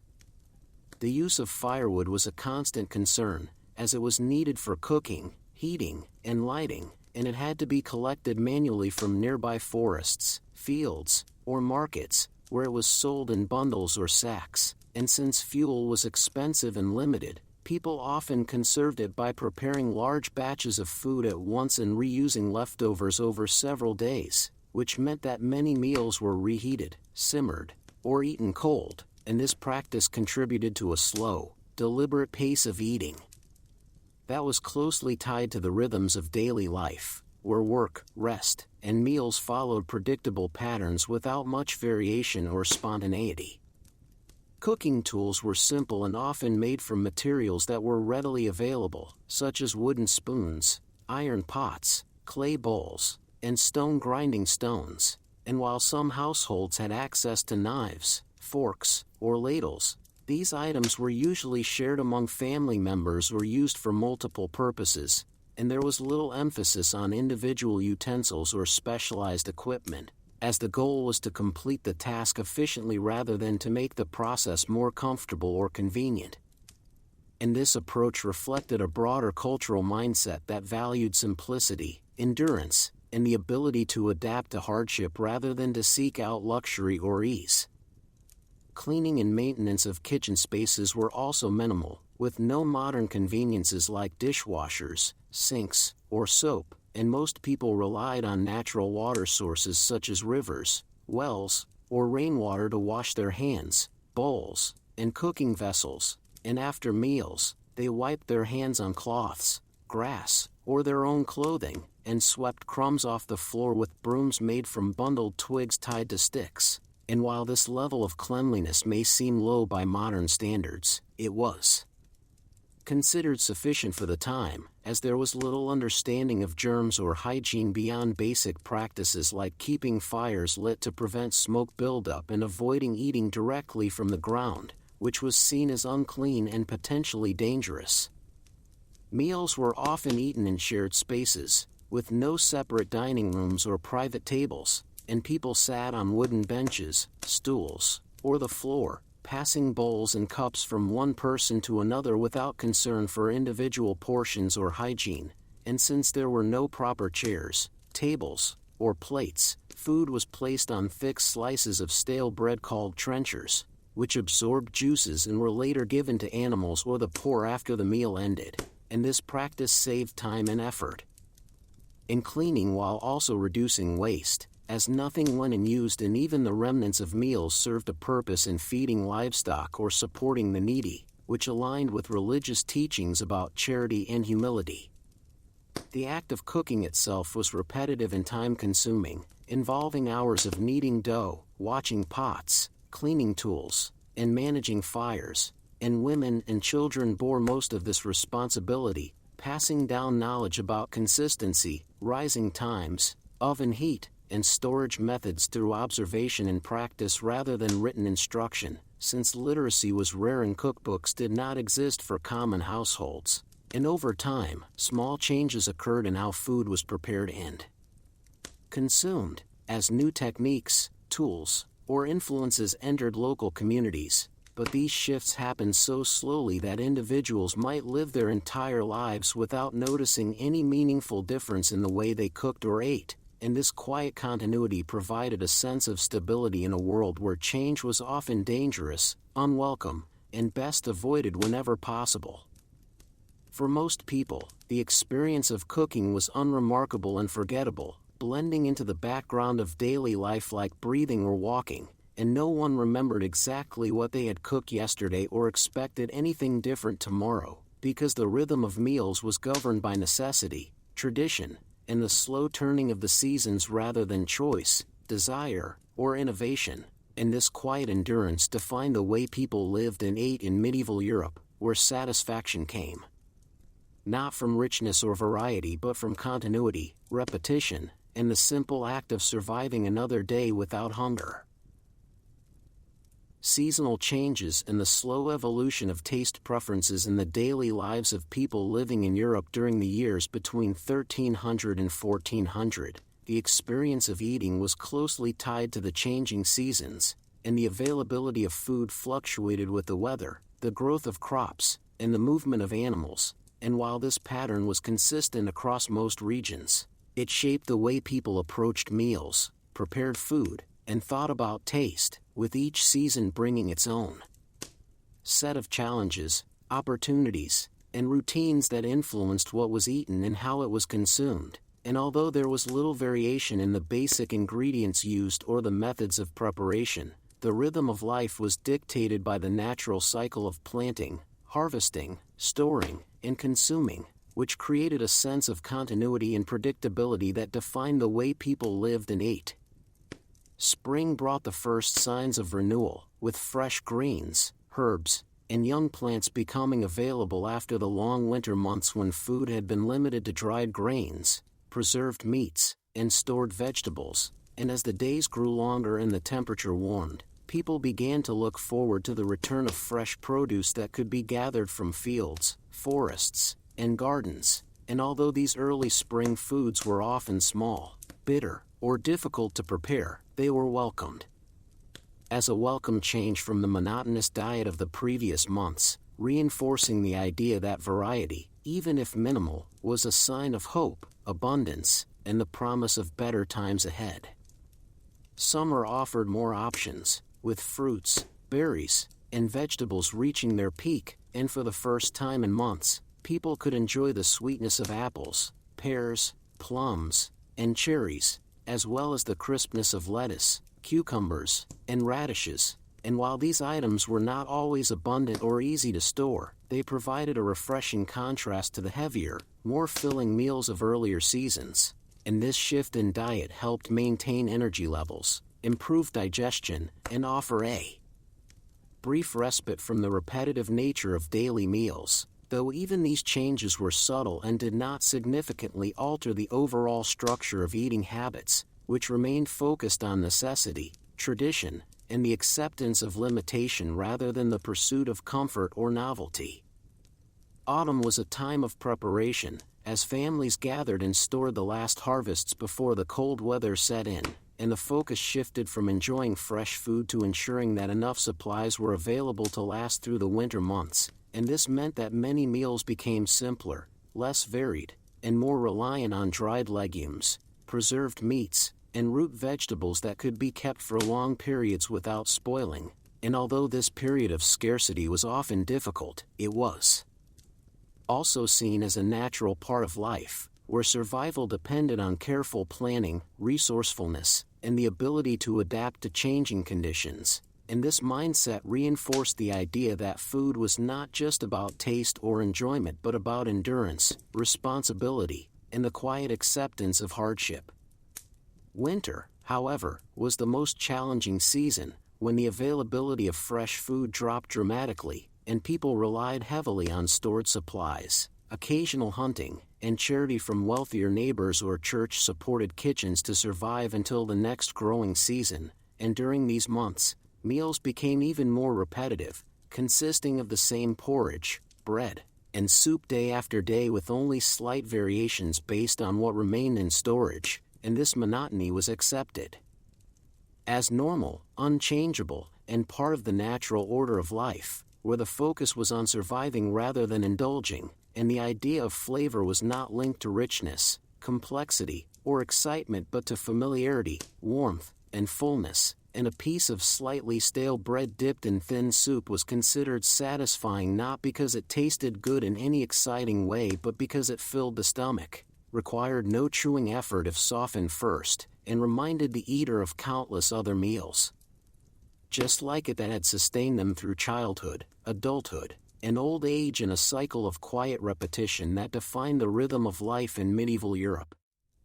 Despite the challenges of seasonal changes, the overall pattern of eating remained remarkably consistent, with few significant shifts in taste preferences, cooking methods, or dietary habits over the course of the century, and this stability reflected broader cultural values that emphasized tradition, simplicity, and the acceptance of limitation rather than the pursuit of comfort, novelty, or indulgence.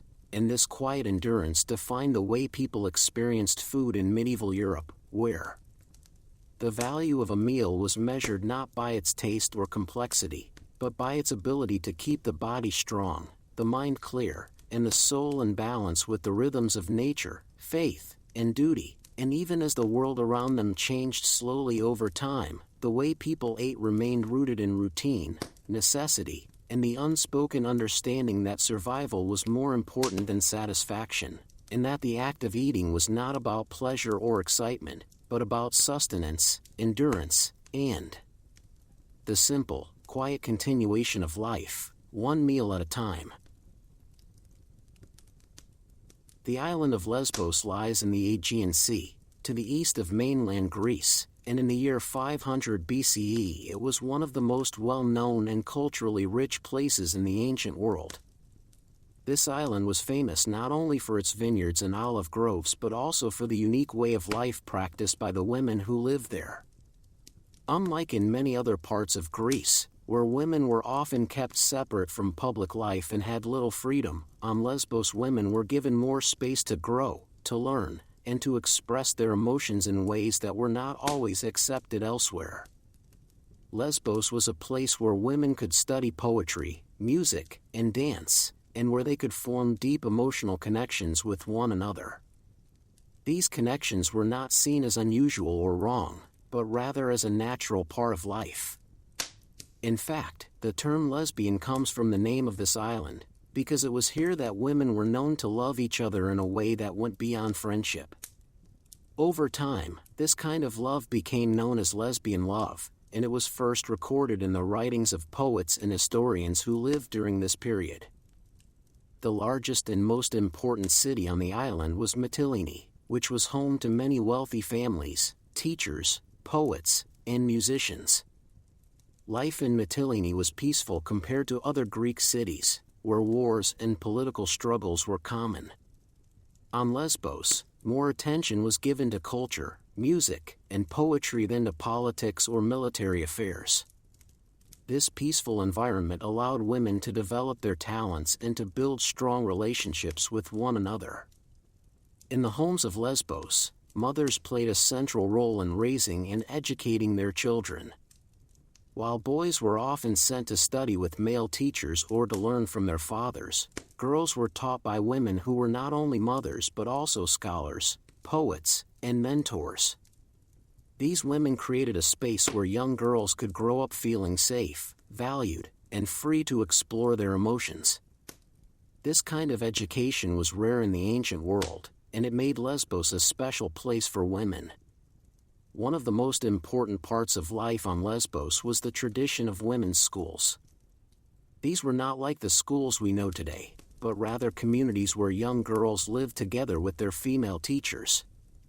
In these schools, girls learned to sing, to dance, to play musical instruments, and to write poetry.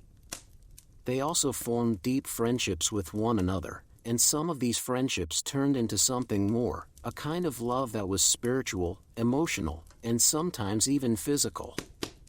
The most famous teacher and poet of Lesbos was Sappho. She lived in Mytilene around 600 BCE, and her poetry was filled with deep feelings of love and longing for other women. Her words were powerful, and they described a kind of love that was not often written about in the ancient world. Because of her, the island of Lesbos became known as the place where women could love each other openly and without shame.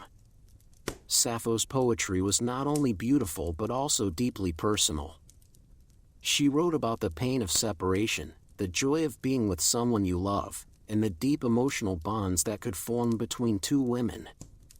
Her poems were often sung with music, and they were performed in gatherings where women would come together to share their thoughts and feelings. These gatherings were a way for women to connect with each other and to express parts of themselves that were not always accepted in the outside world. On Lesbos, women were not afraid to show their feelings for one another. They wrote letters, gave gifts, and spent time together in quiet places where they could talk and share their lives. These relationships were seen as a normal and natural part of life, and they were not considered to be against the rules of society. In fact, many people believe that these relationships helped women become stronger, more creative, and more connected to the world around them. Men on the island knew about these relationships, but they did not interfere with them. Men were often busy with politics, trade, and war, and they left the world of women to be what it was. Some men even admired the way women could express their feelings so openly, and they tried to write poetry like the women of Lesbos. In this way, the influence of the island spread beyond its borders and reached other parts of Greece. It is important to understand that the love between women on Lesbos was not always romantic in the modern sense. Sometimes it was a deep friendship, sometimes it was a mentorship, and sometimes it was a bond that lasted a lifetime. But in every case, it was a way for women to feel close to one another and to share parts of themselves that were not always shared with men or with the outside world. The island of Lesbos became a symbol of women's freedom and emotional depth. It was a place where women could be themselves, where they could learn, grow, and love in ways that were not always possible in other parts of the ancient world. Even after the schools and communities of women disappeared, the memory of Lesbos remained. The name of the island became linked with a special kind of love, and that link has lasted for thousands of years. Today, when we use the word lesbian, we are remembering the island of Lesbos and the women who lived there. Their lives may have been very different from ours, but their feelings were the same. They loved, they felt joy, they felt pain, and they wrote about it in ways that still touch us today. The history of women's love begins with Lesbos, and it continues to grow and change with every new generation. Even though many of Sappho's poems have been lost over time, and even though the island itself has changed, the spirit of Lesbos lives on. It reminds us that love between women is not new, and that it has always been a part of human history. It also reminds us that there are places in the world where people can be free to feel and to love without fear. The culture of Lesbos in 500 BCE was not perfect, and not every woman on the island may have lived the same kind of life. But for many women, especially those who were educated and who lived in the schools and communities of Mytilene, it was a time of great emotional and creative freedom. They were able to express themselves in ways that were rare in the ancient world, and they were able to form deep and lasting bonds with one another. This freedom and this openness to emotion made Lesbos a special place. It was a place where women could explore their feelings, where they could write about love and loss, and where they could live in a way that allowed them to be fully themselves. This is why the island became so important in the history of women's love, and why it continues to be remembered even today. In many ways, the story of women's love begins with Lesbos. It is here that the first written records of love between women appear, and it is here that we can see the earliest examples of how women expressed their feelings for one another. These early examples help us understand how love between women has changed over time, and how it has remained the same in many important ways.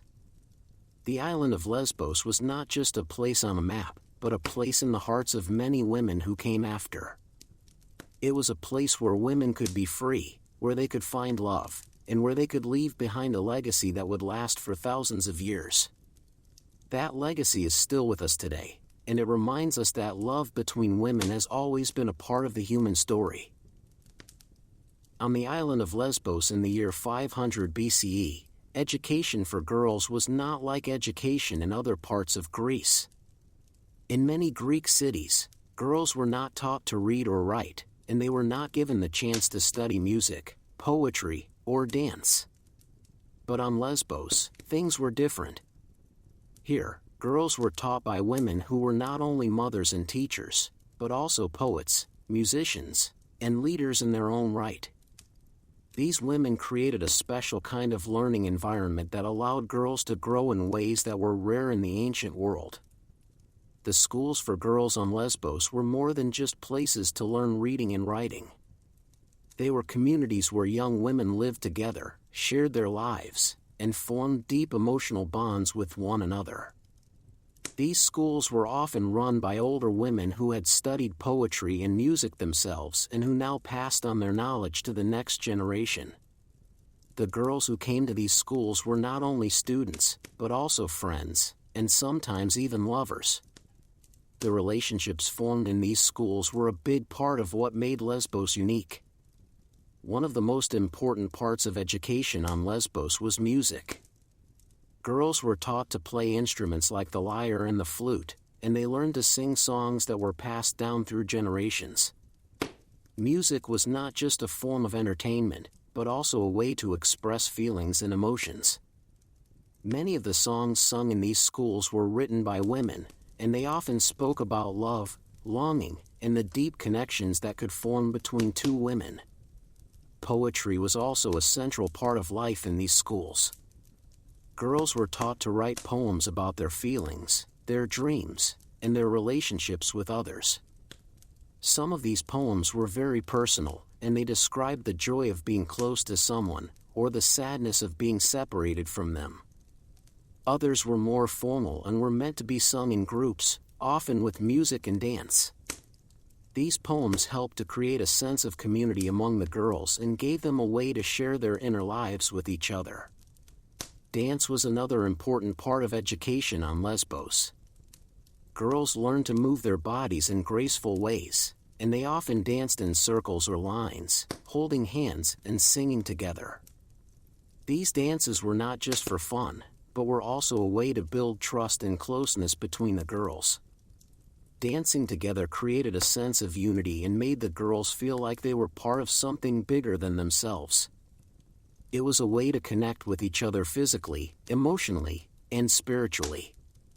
The teachers in these schools were not like teachers in modern schools. They were more like mentors and mothers, guiding the girls not only in their studies, but also in their personal growth. These teachers often lived with the girls, ate with them, and spent time with them outside of lessons. This close relationship allowed the girls to feel safe and supported, and it helped them develop strong bonds with the women who taught them. In many cases, the relationship between a teacher and her students was more than just educational. It was also emotional and sometimes even romantic. Teachers would write poems about their students, and students would write poems in return. These poems often spoke of admiration, love, and the deep connection that could form between a woman and her pupil. This kind of relationship was not seen as strange or wrong, but rather as a natural part of life on Lesbos. the schools on Lesbos were not only places of learning, but also places of emotional growth. Girls came to these schools at a young age, often around the time they began to become women. During their time there, they were taught not only how to read and write, but also how to feel, how to love, and how to express themselves in ways that were accepted and even celebrated. This kind of education helped them grow into strong, confident women who were able to make their own choices and live their lives with purpose. The influence of these schools was not limited to the island of Lesbos. Many of the girls who studied there came from other parts of Greece, and when they returned home, they brought with them the ideas and values they had learned. Some of them continued to write poetry, some of them taught their own daughters, and others simply carried with them the memory of the deep friendships and love they had experienced while living on the island. In this way, the culture of Lesbos spread far beyond its shores. The schools for women on Lesbos were not just for the wealthy or the noble. While many of the girls who attended came from rich families, there were also girls from more modest backgrounds who were given the chance to study and grow in this special environment. This made the schools on Lesbos more open and inclusive than many other educational institutions of the time, where only the sons of the rich were given the chance to learn and to rise in society. The structure of these schools was simple, but effective. Each school had a head teacher, usually an older woman who had studied under another teacher when she was young. She was responsible for guiding the students, teaching them, and helping them develop their talents. The students lived together in the same house or building, and they followed a daily routine that included lessons, meals, music, dance, and time for rest and reflection. Because the girls lived together, they formed very close relationships with one another. Some of these relationships were like friendships, others were more like family, and some were deeper still. These relationships were not hidden or seen as wrong, but were instead considered a normal and important part of growing up. The girls were encouraged to care for each other, to support each other, and to share their lives in ways that were meaningful and lasting. The emotional bonds formed in these schools often lasted for many years, and sometimes even for a lifetime. Even after the girls left the school and returned to their homes, they kept in touch with each other through letters and poems. Some of these letters have survived to this day, and they offer a rare glimpse into the inner lives of women in the ancient world. They show that women were capable of deep love, strong friendships, and lasting emotional connections, even in a time when their voices were often unheard. The schools on Lesbos were not just places for girls to learn. They were also places for women to find themselves, to discover who they were, and to explore their feelings in a way that was not always possible in the outside world. This kind of freedom was rare in the ancient world, and it made Lesbos a special place for women who wanted to live full and meaningful lives. Over time, the schools on Lesbos became known throughout Greece, and many people came to the island to see them for themselves. Some came to study, others came to write about them, and still others came simply out of curiosity. The island became a center of culture and learning, and it was known for its women, its poetry, and its unique way of life. Even though the schools on Lesbos eventually disappeared, their legacy lived on. The idea that women could learn, grow, and love each other in a way that was accepted and even celebrated continued to influence people for many years to come. And even today, when we think about the history of women's education and the history of women's love, we remember the island of Lesbos and the special schools that once existed there. In many ways, the schools on Lesbos were ahead of their time. They offered women a chance to be more than just wives and mothers, and they gave them the tools to express themselves, to think for themselves, and to build deep and lasting relationships with other women. These schools helped shape the lives of many women, and they left behind a legacy that continues to inspire people even now. The women who lived and studied on Lesbos were not just students. They were poets, musicians, dancers, and thinkers. They were women who dared to feel deeply, to love openly, and to live in a way that was true to themselves. And because of them, the island of Lesbos became a place that will never be forgotten. Among all the women who lived on the island of Lesbos in the year 500 BCE, none was more famous than Sappho. She was not only a poet, but also a teacher, a mentor, and a woman whose words reached far beyond her own time. Her poetry was filled with emotion, and it described a kind of love that was rarely spoken of so openly in the ancient world. Because of her, the island of Lesbos became known as the place where women could love each other in ways that were deep, meaningful, and beautiful. Sappho lived in the city of Mytilene, which was the largest and most important city on Lesbos. She was born around the year 630 BCE, and she lived during a time when music, poetry, and dance were highly valued. She was not a queen or a noblewoman, but she was respected by many people because of her talent and the way she expressed her feelings through words. Her poems were often sung with music, and they were performed in gatherings where women came together to share their lives and emotions. Sappho was known for the way she wrote about love, and especially for the way she wrote about love between women. Her words were full of longing, joy, sadness, and hope, and they showed that women could feel deeply about each other. Some of her poems were about the happiness of being close to someone, while others were about the pain of being separated from the one you loved. These feelings were not always easy to express, but Sappho found a way to put them into words that could be understood and felt by others. She was also a teacher, and many young women came to study with her. In her school, girls learned to sing, to dance, and to write poetry, just like in other women's schools on the island. But Sappho's school was special because of the way she connected with her students. She wrote poems about them, and they wrote poems about her. These poems were not just lessons or exercises, they were expressions of real feelings, and they helped create a bond between teacher and student that was very strong. Some people believe that Sappho's relationships with her students were more than just educational. They believed that she loved some of her students in a way that was not only spiritual or emotional, but also romantic. This idea was not considered shocking or wrong in her time, especially on Lesbos, where love between women was seen as a natural part of life. But after her death, some people tried to change the way she was remembered, and they tried to make her seem less important or even controversial. Despite these attempts, Sappho's poetry survived, and it continued to be read and admired by many people. Her words were copied by hand, passed from one person to another, and studied by poets and scholars for centuries. Some of her poems were lost over time, but even the pieces that remain give us a powerful sense of who she was and what she believed. Her writing was not only beautiful, but also deeply human, and it spoke to the heart in a way that few other poets could. Because of her, the word lesbian came to be used to describe love between women. The name of the island where she lived became linked with this kind of love, and that link has lasted for thousands of years.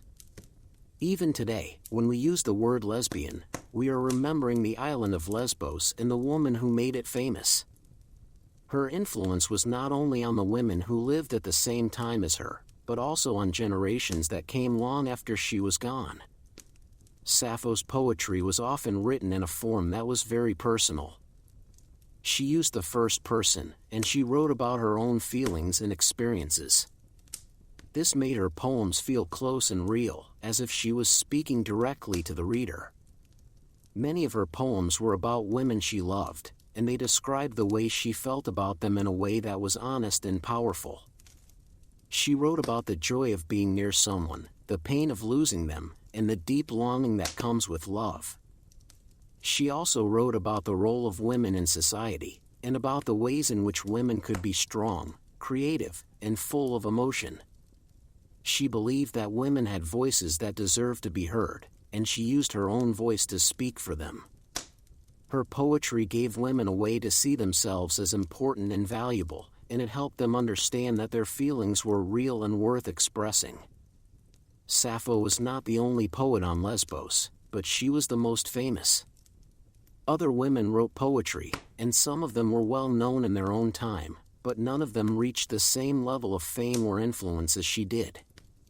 Her name was known across Greece, and even men who lived in other parts of the country admired her work. Some of them tried to write like her, and others wrote about her, trying to understand who she was and what her poetry meant. Over time, stories about Sappho's life began to appear. Some of them said that she had been married, and that she had a daughter. Others said that she had fallen in love with a man named Phaon and had thrown herself from a cliff when he did not return her love. These stories were probably not true, but they became part of the way people remembered her. They showed how deeply her life and her poetry affected people, even long after she was gone. Sappho's influence did not end with her death. Her poetry continued to be read, copied, and studied by people who wanted to understand her words and the world she came from. Her name was mentioned by many writers in the centuries that followed, and even though most of her poems were lost, the ones that survived were enough to show how great a poet she was. The island of Lesbos became known because of her, and her name became part of the history of women's love. She was not the first woman to love another woman, and she was not the last, but she was one of the first to write about it in a way that was honest and powerful. Because of her, the world remembered that women could love each other deeply, and that their feelings were just as real and important as those of men. Even now, thousands of years later, people still read Sappho's poetry and feel moved by it. Her words still speak to the heart, and they still help people understand what it means to love and to feel deeply. She was a woman who lived a long time ago, in a world very different from ours, but her voice still echoes through time, reminding us that love between women has always been a part of the human story. Sappho's life may have been short, but her legacy is long. Her poetry gave women a way to express their feelings, and it helped shape the way people think about love, especially love between women. She was not just a poet, she was a teacher, a mentor, a leader, and a symbol of what women could be when they were free to speak, to feel, and to love. The story of Sappho is the story of a woman who changed the way people thought about love and poetry. It is the story of a teacher who touched the lives of many young women, and of a poet whose words have lasted for thousands of years. It is also the story of the island of Lesbos, and of the special place it holds in the history of women's love. On the island of Lesbos in the year 500 BCE, friendship between women was not just common, it was an important part of daily life. Women lived close to each other, worked together, learned from each other, and often shared their homes and their lives. These friendships were not only about companionship, but also about trust, support, and deep emotional connection. In many ways, these friendships were as strong as any other kind of relationship, and sometimes they were even stronger than marriage. In other parts of Greece, women were often kept apart from each other, especially once they were married. They were expected to stay in their own homes, to take care of their husbands and children, and to avoid forming close bonds with other women. But on Lesbos, things were different. Women were encouraged to spend time together, to talk, to share their feelings, and to build lasting relationships with one another. These relationships were not seen as strange or wrong, but as a normal and natural part of life. The people of Lesbos believed that women could feel deeply for each other, and that these feelings could be just as real and powerful as the feelings between a man and a woman. Some friendships were purely emotional, while others included physical closeness. But in most cases, the exact nature of these relationships was not discussed in detail. Instead, what mattered was the bond between the women, the way they cared for each other, the way they supported each other through hard times, and the way they shared their lives. Because of this, many women on Lesbos formed groups or small communities where they lived and worked together. These groups were not always made up of just two people, sometimes they included several women who shared a house, who ate together, and who spent most of their time in each other's company. These groups were not seen as unusual, and they were accepted by the people who lived on the island. In fact, many people believed that living in such a group helped women become stronger, more confident, and more connected to the world around them. Men on the island were aware of these friendships, but they did not see them as a threat. They understood that women had their own lives, their own ways of forming bonds, and their own ways of expressing love. Some men even believed that these friendships helped women become better mothers, better wives, and better members of society. Others simply ignored them, because they were focused on their own lives, their own work, and their own relationships with other men. In many cases, the friendships between women on Lesbos were long-lasting. Some lasted for years, and some even lasted for a lifetime. Women who were close to each other often stayed in touch even when they were separated by distance. They wrote letters, they sent gifts, and they visited each other when they could. These friendships were not just about spending time together, they were about sharing life, about growing together, and about supporting each other through the changes that came with time. The people of Lesbos believed that friendship was one of the most important things in life. They believed that people needed each other, that they needed to feel close to others, and that they needed to have someone they could trust and rely on. This belief was especially strong among women, who often had fewer choices and fewer freedoms than men. For many women, having close friends was one of the few ways they could feel truly free and truly themselves. Because of this, women on Lesbos were not afraid to show their feelings for each other. They hugged, they held hands, they kissed each other on the cheek, and they often lived in the same house. These actions were not seen as unusual, and they were not considered to be against the rules of society. Instead, they were seen as natural expressions of love and care, and they were accepted as a normal part of life. Some people from other parts of Greece did not understand this way of life. When they visited Lesbos, they sometimes wrote about what they saw, and they described the relationships between women in ways that were not always accurate. Some of them said that the women of Lesbos were different from other women, that they were more emotional, more passionate, and more connected to each other than women in other places.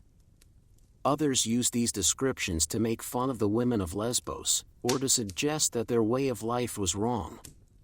But the women of Lesbos did not let these opinions change the way they lived. They continued to form friendships, to live together, and to support each other in the ways they always had. They believed that their relationships were real, that they were important, and that they had a place in the world. And even though some people outside of Lesbos did not understand or accept these relationships, the women who lived there knew that they were not alone. Over time, the friendships between women on Lesbos became part of the island's identity. They were one of the things that made Lesbos different from other places in the ancient world, and they were one of the reasons why the island became known for its women. These friendships were not just about love, they were also about learning, about growing, and about finding a place where women could be themselves without fear. The idea of female friendship on Lesbos was not only about personal relationships, it was also about community. Women worked together, they raised children together, and they shared their lives in ways that helped build a strong and connected society. This sense of community was one of the reasons why life on Lesbos was so peaceful compared to other parts of Greece, where men often fought wars and where women were kept apart from each other. Even after the island changed and the ways of life on Lesbos began to shift, the memory of these friendships remained. The idea that women could form deep and lasting bonds with each other continued to live on, and it became part of the larger story of women's love and friendship throughout history. The women of Lesbos were not the first to form such bonds, and they were not the last, but they were among the first to live in a place where those bonds were accepted and celebrated. In many ways, the friendships between women on Lesbos were ahead of their time. They showed that women could be more than just wives and mothers, they could be friends, partners, and even lovers. They showed that women could live together, care for each other, and build lives that were full of meaning and emotion. And they showed that love between women was not something new or strange, but something that had always been a part of the human experience. On the island of Lesbos in the year 500 BCE, women took part in many rituals and ceremonies that marked the different stages of their lives. These rituals were not only important for religious reasons, but also for personal and emotional growth. They helped women understand who they were, what their place was in the world, and how they could connect with other women in deep and meaningful ways. These ceremonies were often filled with music, poetry, and dance, and they gave women a chance to celebrate their lives together. One of the most important rituals for young girls was the ceremony that marked the change from childhood to womanhood. This was a time when a girl was no longer seen as a child, but as someone who was ready to take on new roles in society. The ceremony often included a special dress, a new hairstyle, and gifts from family and friends. It was also a time when older women would teach the girl what it meant to be a woman, what she could expect in the years ahead, and how she could find strength and support among other women. These ceremonies were not only about growing up, but also about forming new connections. Many girls were introduced to the women who would become their teachers, mentors, and sometimes even lovers. These women helped guide them through the changes in their bodies and their lives, and they offered them a sense of belonging that was very strong. In many cases, the bond between a young girl and her older mentor was one of the most important relationships she would ever have. Women on Lesbos also took part in religious ceremonies that were led by other women. Unlike in many other parts of Greece, where men were often the main leaders in religious life, on Lesbos women played a central role in worship and spiritual practice. They sang songs to the gods, especially to goddesses like Aphrodite, who was believed to protect love and beauty. These songs were often written by women themselves, and they spoke about love, longing, and the deep emotional bonds that could form between two people. Dance was an important part of many of these ceremonies. Women danced in circles, holding hands and moving together in a way that created a strong sense of unity. These dances were not only beautiful to watch, but also deeply emotional. They helped women feel connected to each other, to the gods, and to the world around them. Some of these dances were performed in temples, while others took place in open fields or near the sea, where the wind and the waves could carry the music and the voices of the women. In many cases, these ceremonies were held in special places that were only for women. These places were like small temples or gathering spaces where women could come together to talk, to sing, to dance, and to share their feelings. These spaces were not open to men, and they gave women a chance to be themselves without fear of being judged or misunderstood. Here, they could talk about their dreams, their fears, and the things they hoped for in life. The women who led these ceremonies were often older and more experienced. They were respected for their wisdom, their knowledge of poetry and music, and their ability to guide younger women through the changes in their lives. These leaders were not only teachers, but also spiritual guides, and they played an important role in helping women understand themselves and their place in the world. Some of these ceremonies were held during special times of the year, like the changing of the seasons or the full moon. These times were believed to be powerful, and they were often seen as moments when the connection between the human world and the divine was strongest. During these ceremonies, women would offer gifts to the gods, sing songs, and perform dances that were meant to bring them closer to the divine and to each other. These rituals were not only about religion or tradition, they were also about personal growth and emotional healing. Many women came to these ceremonies when they were going through difficult times, like the loss of a loved one, the end of a relationship, or the start of a new chapter in their lives. These ceremonies gave them a way to express their feelings, to find support among other women, and to feel a sense of peace and renewal. The ceremonies on Lesbos were also a way for women to remember the past and to honor the women who had come before them. Many of the songs and poems used in these rituals had been passed down for generations, and they carried with them the voices and emotions of women who had lived long before. These traditions helped women feel connected to their history and to the larger story of women's lives on the island. Because of these rituals, women on Lesbos were able to build strong communities that were based on trust, support, and shared experience. These communities were not only places where women could learn and grow, but also places where they could find comfort, friendship, and love. The rituals and ceremonies that took place on the island helped create a sense of belonging that was very deep and very real.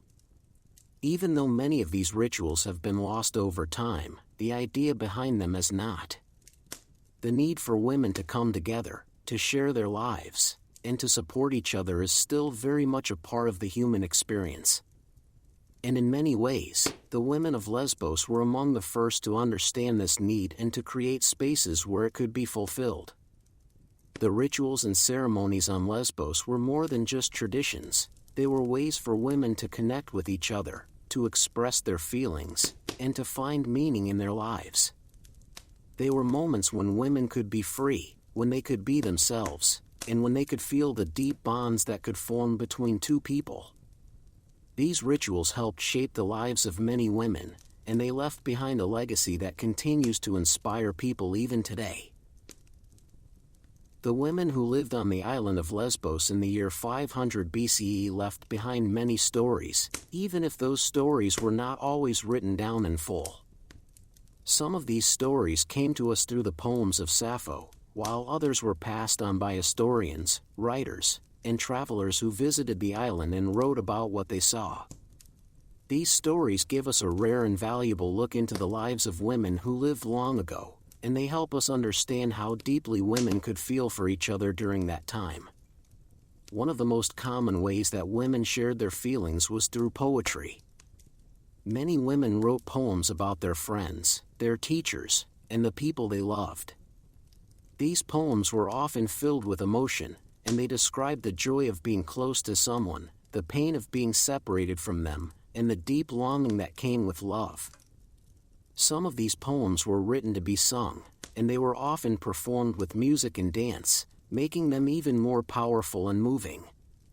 Letters were another way that women expressed their feelings.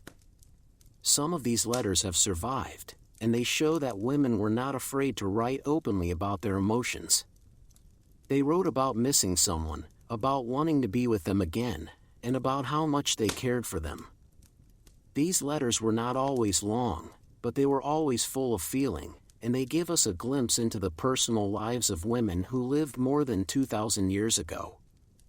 There were also stories about women who lived together in small groups or communities.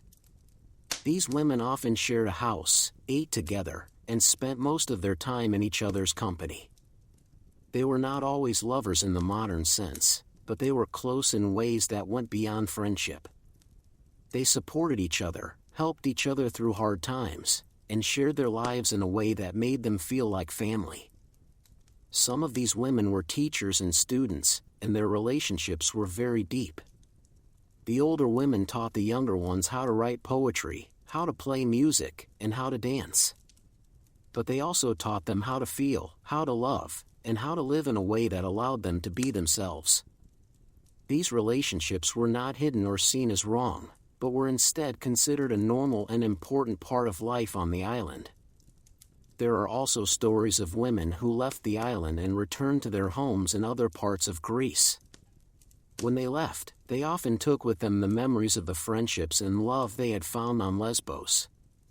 Some of them continued to write poetry, some of them taught their daughters what they had learned, and others simply carried the feeling of freedom and connection with them for the rest of their lives. One of the most famous examples of this kind of story is found in the writings of Sappho. Although many of her poems have been lost, the ones that remain give us a strong sense of how deeply she felt for the women around her. She wrote about the women she taught, the women she loved, and the women who had left her and gone away. Her words were full of longing, and they show that even in the ancient world, women could feel the same kinds of emotions that people feel today. Sappho's poetry often spoke about the pain of separation. She wrote about women who had moved away, who had married, or who had simply gone to live somewhere else. She described how hard it was to be apart from them, how much she missed them, and how much she wished they could come back. These poems were not only about love, they were also about loss, and about the deep emotional connections that could form between two people. There were also stories about women who stayed on the island for their whole lives. These women formed long-lasting relationships with other women, and they built lives together in ways that were not always possible in other parts of the world. Some of them lived in the same house for many years, others worked together, and some even raised children together. These women were not always mothers in the traditional sense, but they were still deeply connected to the children around them, and they helped raise and teach them. Because of the way life was structured on Lesbos, women had more freedom than in many other places. They could choose who they wanted to live with, who they wanted to spend their time with, and who they wanted to love. This freedom was not always accepted in other parts of Greece, but on Lesbos it was seen as a natural part of life. Women were allowed to make their own choices, and they were not forced into roles that did not fit them. Some of the women who lived on the island were known for their talent in music and poetry. They wrote songs that were passed down through generations, and they performed in gatherings where women came together to share their lives and emotions. These performances were not only for entertainment, they were also a way for women to express their feelings, to tell their stories, and to connect with each other in a way that was very meaningful. There are also records of women who were remembered long after they had passed away. Their names were written in poems, their lives were described in letters, and their relationships were remembered by the people who had known them. These women were not forgotten, and their stories continued to live on in the words of those who had loved them. The personal stories of women from Lesbos show us that love between women is not a new idea. It has always been a part of human history, and it has always been a part of the way people form relationships and build lives together. These stories help us understand that women have always had the ability to feel deeply, to love openly, and to live in ways that are true to themselves. Even though many of these stories have been lost over time, the ones that remain give us a powerful sense of what life was like for women on the island. They show us that women could be strong, that they could be creative, and that they could form deep and lasting bonds with each other. These stories remind us that the past is not so different from the present, and that the emotions people feel today are the same emotions that people felt long ago. The women of Lesbos were not only poets, musicians, and dancers, they were also lovers, friends, and teachers. They lived full lives, they felt deeply, and they left behind a legacy that continues to inspire people even now. Their stories may be old, but they are still important, and they still have the power to move us and to teach us about the strength of women's love. These stories also remind us that history is not only made by kings, warriors, and men in power, it is also made by ordinary people, by women who lived quiet lives, and by the relationships they formed with each other. The women of Lesbos may not have ruled empires or led armies, but they changed the way people thought about love, and they helped shape the way we understand relationships today. Even now, thousands of years later, we can still hear the voices of these women in the poems that remain, in the letters that were saved, and in the stories that were passed down through time. These voices remind us that women have always had the power to love, to feel, and to live in ways that are true to themselves. And because of them, the island of Lesbos will never be forgotten. On the island of Lesbos in the year 500 BCE, marriage was a part of life for many women, but it was not always the most important part. While most women were expected to marry at some point, especially as they grew older, many of them also formed deep emotional and romantic connections with other women. These relationships were not seen as a replacement for marriage, but rather as something that could exist alongside it. Women could be married to men and still feel love for other women, and this was accepted as a normal part of life on the island. The families of Lesbos understood that women had their own ways of forming bonds and that these bonds could be very strong. Some families even encouraged their daughters to spend time with older women who could teach them about life, love, and poetry. These older women were not just teachers, they were also mentors, friends, and sometimes even lovers. The relationships formed between young women and their mentors were not seen as wrong or unnatural, but as a part of growing up and learning about the world. Marriage on Lesbos was often arranged by families, just as it was in other parts of Greece. Women were usually married at a young age, sometimes as early as 15 or 16, and they were expected to move in with their husband's family after the wedding.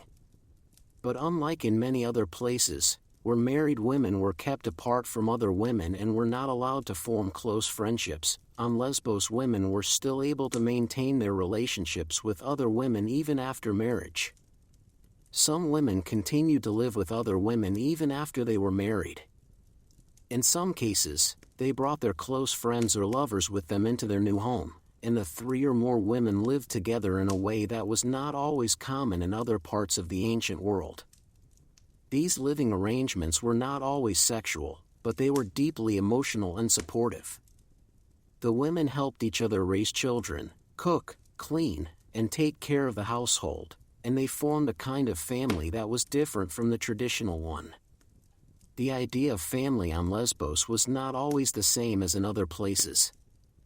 While most families were made up of a husband, a wife, and their children, some families on the island included more than one woman. These women were not always married to the same man. Sometimes they were simply close friends or lovers who chose to live together and support each other. This kind of family structure was accepted by the people of Lesbos, and it was seen as a natural way for women to live their lives. Mothers on the island played a central role in raising their children, and they often worked closely with other women to teach their daughters about life, love, and relationships. Some mothers even encouraged their daughters to form close bonds with other women, because they believed that these bonds would help them grow and become stronger people. These bonds were not always romantic, but they were always meaningful, and they helped shape the way women saw themselves and the world around them. Because of this, many women on Lesbos did not see marriage as the only path to happiness or fulfillment. While marriage was important for social and economic reasons, it was not always the place where women found the deepest love or connection. Some women found more meaning in their relationships with other women than in their marriages, and this was accepted as a part of life on the island. Men on Lesbos were aware of these relationships, but they did not always interfere with them. Some men understood that their wives had close friendships with other women, and they did not see these friendships as a threat. Others simply did not care, because they were focused on their own lives, their own work, and their own relationships with other men. In some cases, men even respected the bonds that women formed with each other, and they saw them as a sign of strength and independence. The people of Lesbos believed that women could have more than one kind of love in their lives. They could love their husbands, they could love their children, and they could also love other women. These different kinds of love were not seen as conflicting with each other, but as parts of a full and meaningful life. This belief made the island different from many other places in the ancient world, where women were often expected to love only their husbands and to avoid forming deep emotional bonds with other women. In many cases, the relationships between women lasted longer than marriages. Some women were married only for a short time, while their friendships or romantic relationships with other women lasted for many years, or even for a lifetime. These relationships were not always easy, and they sometimes faced challenges from outside forces, but they were often more lasting and more meaningful than the relationships women had with men. Even though marriage was a part of life for most women on Lesbos, it did not always define who they were. Many women continued to write poetry, to sing, to dance, and to form deep emotional connections with other women long after they were married. Some of them even continued to live in the same communities or schools where they had grown up, and they remained close to the women who had been their friends or lovers since they were young. Because of this, the island of Lesbos became known as a place where women could live full and complex lives. They could be wives, mothers, poets, musicians, and lovers all at once. They could form deep emotional bonds with other women, and they could live in ways that were not always possible in other parts of the ancient world. This freedom and this openness to emotion made Lesbos a special place for women.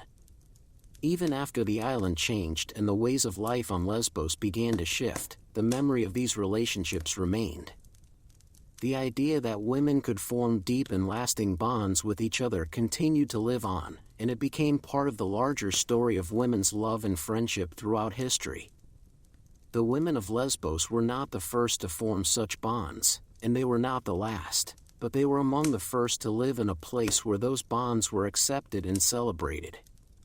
The relationships between women on Lesbos were more than just personal, they were also cultural and historical. They helped shape the way people thought about love, and they gave women a way to express their feelings in a world that often tried to silence them.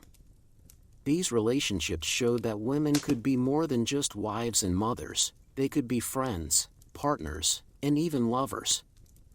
And they showed that love between women was not something new or strange, but something that had always been a part of the human experience. As the island of Lesbos grew in fame, its culture began to spread beyond its shores and reach other parts of the ancient world. The island was known not only for its beautiful landscapes and peaceful way of life, but also for the way women lived and loved in ways that were different from what was common in other parts of Greece. Because of this, many people from other cities and regions came to visit Lesbos, and they returned home with new ideas about women, love, and relationships. One of the main ways that the culture of Lesbos spread was through the poetry of Sappho.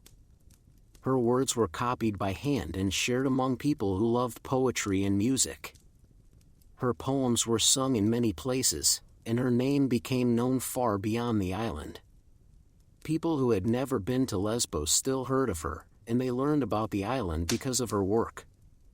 Her poetry described a kind of love that was not often written about in other parts of Greece, and it gave people a new way to think about the relationships between women. In many Greek cities, women were not allowed to live freely or to form deep emotional bonds with each other. But the people who visited Lesbos saw that women there could live together, love each other, and express their feelings in ways that were accepted by society. Some of these visitors were men, and some were women, but all of them carried the memory of what they saw back to their own homes. They told stories about the women of Lesbos, and they described how women could live in schools, how they could write poetry about each other, and how they could share their lives in deep and meaningful ways. Over time, these stories helped change the way some people thought about women's relationships. In some places, women began to form closer friendships, and some of them even tried to copy the way women lived on Lesbos. They wrote poems about each other, they formed small groups where they could talk and sing together, and they tried to live in ways that gave them more freedom. These changes were not always accepted, especially in places where men controlled most of society, but they showed that the ideas from Lesbos had the power to influence people even far away. The island was also known for its music and dance, and these arts helped spread its culture to other places.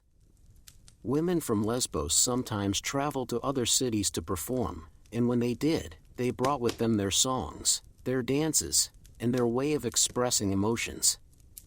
These performances were not only for entertainment, they were also a way for women to connect with each other and to show that they could feel deeply and express themselves in beautiful ways. The music and dance of Lesbos became popular in other parts of Greece, and they helped people understand more about the island and the women who lived there. Because of the poetry, the music, and the stories that spread from Lesbos, the name of the island became linked with a special kind of love. people began to use the word lesbian to describe love between women, even if they had never been to the island themselves. This word came from the name of the island, and it became a way to talk about a kind of love that was not always easy to describe in other words. Even though many people did not fully understand what life was like on Lesbos, they knew that the island had something to do with women who loved each other in deep and lasting ways. The way people in other places thought about Lesbos was not always the same. Some people admired the island and saw it as a place of freedom and beauty, where women could live in ways that were not possible elsewhere. Others looked at it with curiosity, and some even with suspicion or criticism. There were people who did not agree with the way women lived on the island, and they wrote about it in ways that were not always fair. Some of them said that the women of Lesbos were too emotional, too free, or too different from other women. But even these criticisms showed that people were paying attention to the island and that it had become an important part of the way people thought about women and love. In some cases, the influence of Lesbos reached beyond Greece and touched other cultures. Travelers from far away came to the island, and they took what they learned back to their own lands. Some of them wrote about what they saw, and others simply carried the memory of the island with them. These stories helped spread the idea that women could form deep emotional bonds with each other, and that these bonds were a natural part of life. Even in places where women were not allowed to live freely, the idea of Lesbos remained as a symbol of what was possible. The schools for women on Lesbos also had a lasting influence. Many of the girls who studied there came from other parts of Greece, and when they returned home, they brought with them the ideas and values they had learned. Some of them continued to write poetry, some of them taught their own daughters, and others simply carried the memory of the island with them for the rest of their lives. These women helped spread the culture of Lesbos to other places, and they showed that the island's influence was not limited to its own shores. Because of the way the culture of Lesbos spread, the island became more than just a place on a map. It became a symbol of freedom, love, and the power of women to live their lives in their own way. Even though many of the details about life on the island were lost over time, the idea of Lesbos remained. It became a place that people remembered, a place that inspired poetry and music, and a place that changed the way people thought about women and their relationships. The influence of Lesbos also showed that ideas can travel far beyond the places where they begin. Even though the island was small, its culture had a big impact on the world around it. It helped shape the way people thought about love, it gave women a way to express their feelings, and it showed that women could live full and meaningful lives even in a world that often tried to limit them. The women of Lesbos may not have ruled empires or built great cities, but they changed the way people saw the world, and they left behind a legacy that continues to live on. Even now, thousands of years later, the name of the island is still connected with love between women. The word lesbian is still used to describe this kind of love, and the island is still remembered as the place where it began. The women who lived there may have been ordinary people, but they helped create something that lasted far beyond their own time. Their lives, their poetry, and their relationships continue to inspire people even today, and they remind us that love between women has always been a part of history. The culture of Lesbos was not just about love, it was also about freedom, expression, and the power of women to shape their own lives. It was a culture that gave women space to grow, to feel, and to love in ways that were not always possible elsewhere. And because of that, the island of Lesbos will never be forgotten. As time passed, the way people thought about love between women began to change. What had once been accepted and even celebrated on the island of Lesbos slowly became less understood and, in some places, even discouraged. These changes did not happen all at once, but rather over many years, as new ideas, new leaders, and new beliefs began to shape the way people saw the world. The freedom that women had once enjoyed on Lesbos became harder to find, and the deep emotional bonds between women were no longer always seen as normal or natural. One of the reasons for this change was the rise of new political and religious ideas. In many parts of Greece, and especially in cities like Athens, the role of women in society became more limited. Laws were made that kept women from living together in schools or forming close relationships with other women outside of marriage. Women were expected to spend more time in the home, to take care of their husbands and children, and to avoid forming deep emotional connections with other women. These changes made it harder for women to live the way they once had on Lesbos. Religious beliefs also played a role in how people saw love between women. As new gods and new moral codes became more important, some of the older traditions that had allowed women to form close bonds with each other began to fade. In some places, the idea that women could love each other in deep and meaningful ways was seen as something that went against the rules of society. These ideas were not always the same everywhere, but they did affect the way many people thought about women and their relationships. The schools for women on Lesbos, which had once been centers of learning, music, poetry, and love, also began to change. Over time, fewer girls came to study there, and the schools became smaller and less important. Some of them closed completely, while others changed their focus and stopped teaching poetry and music in the same way. The teachers who had once guided young women in their emotional and creative growth were no longer as respected, and their way of life slowly disappeared. Even the poetry of Sappho, which had once been widely read and admired, began to be seen in a different light. Some people continued to love her words and to see them as beautiful expressions of human emotion, but others tried to change the way she was remembered. Her poems were sometimes taken out of context, or they were used to support ideas that were very different from what she had meant. In some cases, people tried to say that her poetry was not really about love between women at all, even though that had been clear to many people in the past. The island of Lesbos itself also changed. As new rulers came to power and new laws were made, the way of life that had once made the island special slowly disappeared. The women who had lived freely and formed deep bonds with each other found themselves living in a world that was less accepting of their choices. Some of them left the island, while others tried to keep their traditions alive in secret. But even as the island changed, the memory of what had once been there did not disappear completely. In other parts of Greece and in other cultures, the idea of love between women continued to exist, but it was often hidden or not spoken about openly. Some women still formed close friendships and emotional bonds with each other, but they did so in ways that were less visible. They wrote letters instead of poems, they lived together in ways that looked like friendship rather than love, and they found ways to express their feelings without drawing attention to themselves. These women were not always free to live the way they wanted, but they still found ways to love and to care for each other. Over time, the word lesbian continued to be used, but the meaning behind it changed. In some places, it was used in a way that was not always kind, and it was sometimes used to make fun of women who did not follow the usual rules of society.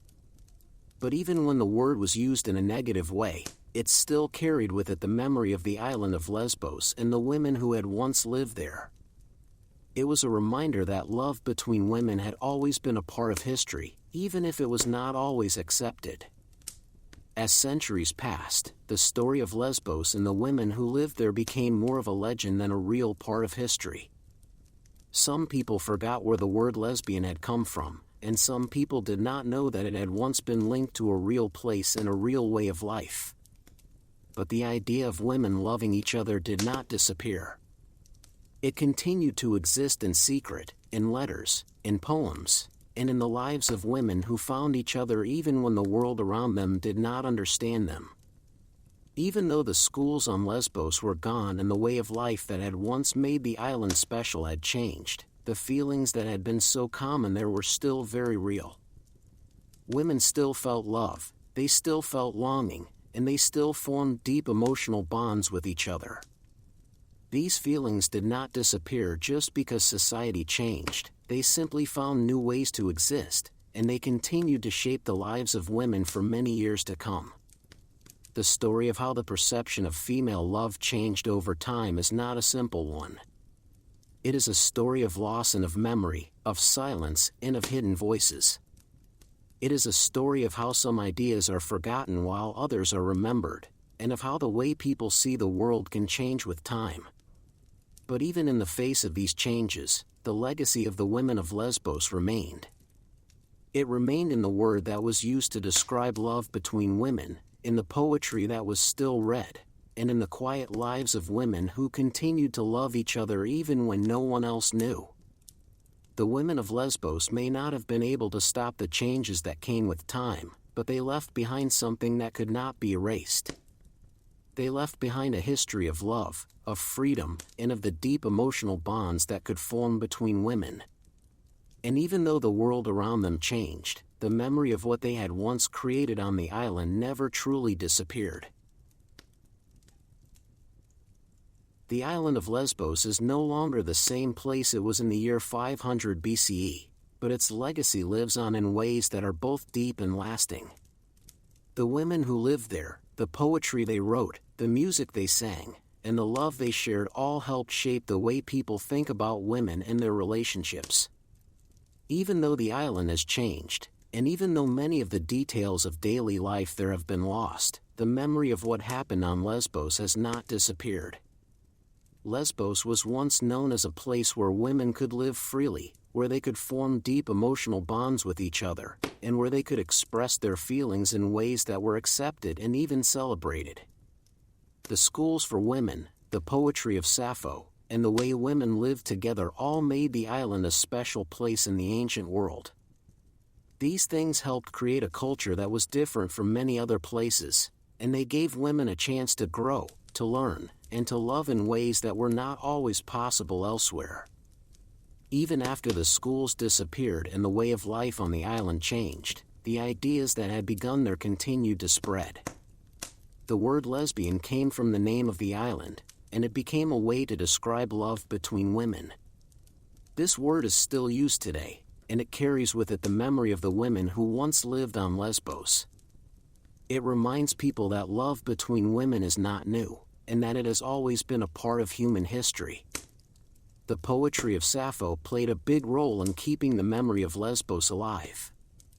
Even though many of her poems were lost over time, the ones that survived gave people a glimpse into the lives of women who lived more than 2,000 years ago. Her words were filled with emotion, and they described a kind of love that was real, deep, and meaningful. These poems helped show that women have always had the ability to feel deeply, to love openly, and to live in ways that are true to themselves. Over the centuries, the story of Lesbos has been remembered in many different ways. Some people have studied the history of the island, some have read the poetry of Sappho, and others have simply carried the word lesbian with them as part of their identity. Each of these ways of remembering has helped keep the legacy of Lesbos alive, and they have all played a role in shaping the way people understand love between women today. The island itself has also continued to be a place of meaning for many people. Even though the way women live there is no longer the same as it was in ancient times, the name of the island still carries a special weight. People who visit Lesbos often feel a connection to its past, and they understand that the island was once a place where women could be free. This connection helps remind people that history is not just something that happened long ago, it is something that still affects the present. The legacy of Lesbos is not only about love between women, it is also about the power of women to shape their own lives. The women who lived on the island showed that they could be more than just wives and mothers. They could be poets, musicians, teachers, and lovers. They could live together, they could support each other, and they could build lives that were full of meaning and emotion. These women helped prove that women have always had the strength to live in ways that are true to themselves, even in a world that often tried to limit them. Even now, thousands of years later, the influence of Lesbos can still be felt. The idea that women can love each other, that they can form deep emotional bonds, and that they can live full and meaningful lives continues to be important. The women of Lesbos may not have ruled empires or built great cities, but they changed the way people saw the world. They helped create a history that continues to inspire people even today. The story of Lesbos also reminds us that history is not always written by the people who lived it. Many of the details about life on the island were lost over time, and some of the stories about the women who lived there were changed or misunderstood. But even with these gaps in the record, the core of what happened on Lesbos remains clear. Women loved each other deeply, they formed strong communities, and they lived in ways that were different from what was common in other parts of the ancient world. Because of this, the island of Lesbos will never be forgotten. It has become more than just a place on a map. It has become a symbol of freedom, of love, and of the strength of women. The women who lived there may have been ordinary people, but they helped create something that lasted far beyond their own time. Their lives, their poetry, and their relationships continue to inspire people even today. The legacy of Lesbos also shows that the past is not always separate from the present. The way people think about love, the way they understand relationships, and the way they see women's roles in society have all been shaped by the history of the island. Even people who have never heard of Lesbos may still be affected by the ideas that began there. These ideas have traveled far beyond the island, and they continue to shape the way people live their lives today. In many ways, the story of Lesbos is still being written. Every time a woman reads the poetry of Sappho, every time someone learns about the history of the island, and every time a person chooses to live in a way that is true to themselves, the legacy of Lesbos continues. The island may be small, but its influence is large, and it has helped shape the way people understand love, freedom, and the power of women to live their lives on their own terms. The women of Lesbos were not just part of history, they helped create it. They showed that love between women is real, that it is powerful, and that it has always been a part of the human experience. Their story may be old, but it is still important, and it still has the power to move us and to teach us about the strength of women's love. Even now, thousands of years after the women of Lesbos first sang their songs and wrote their poems, their voices can still be heard. They remind us that love between women has always existed, that it has always mattered, and that it will always be a part of the human story.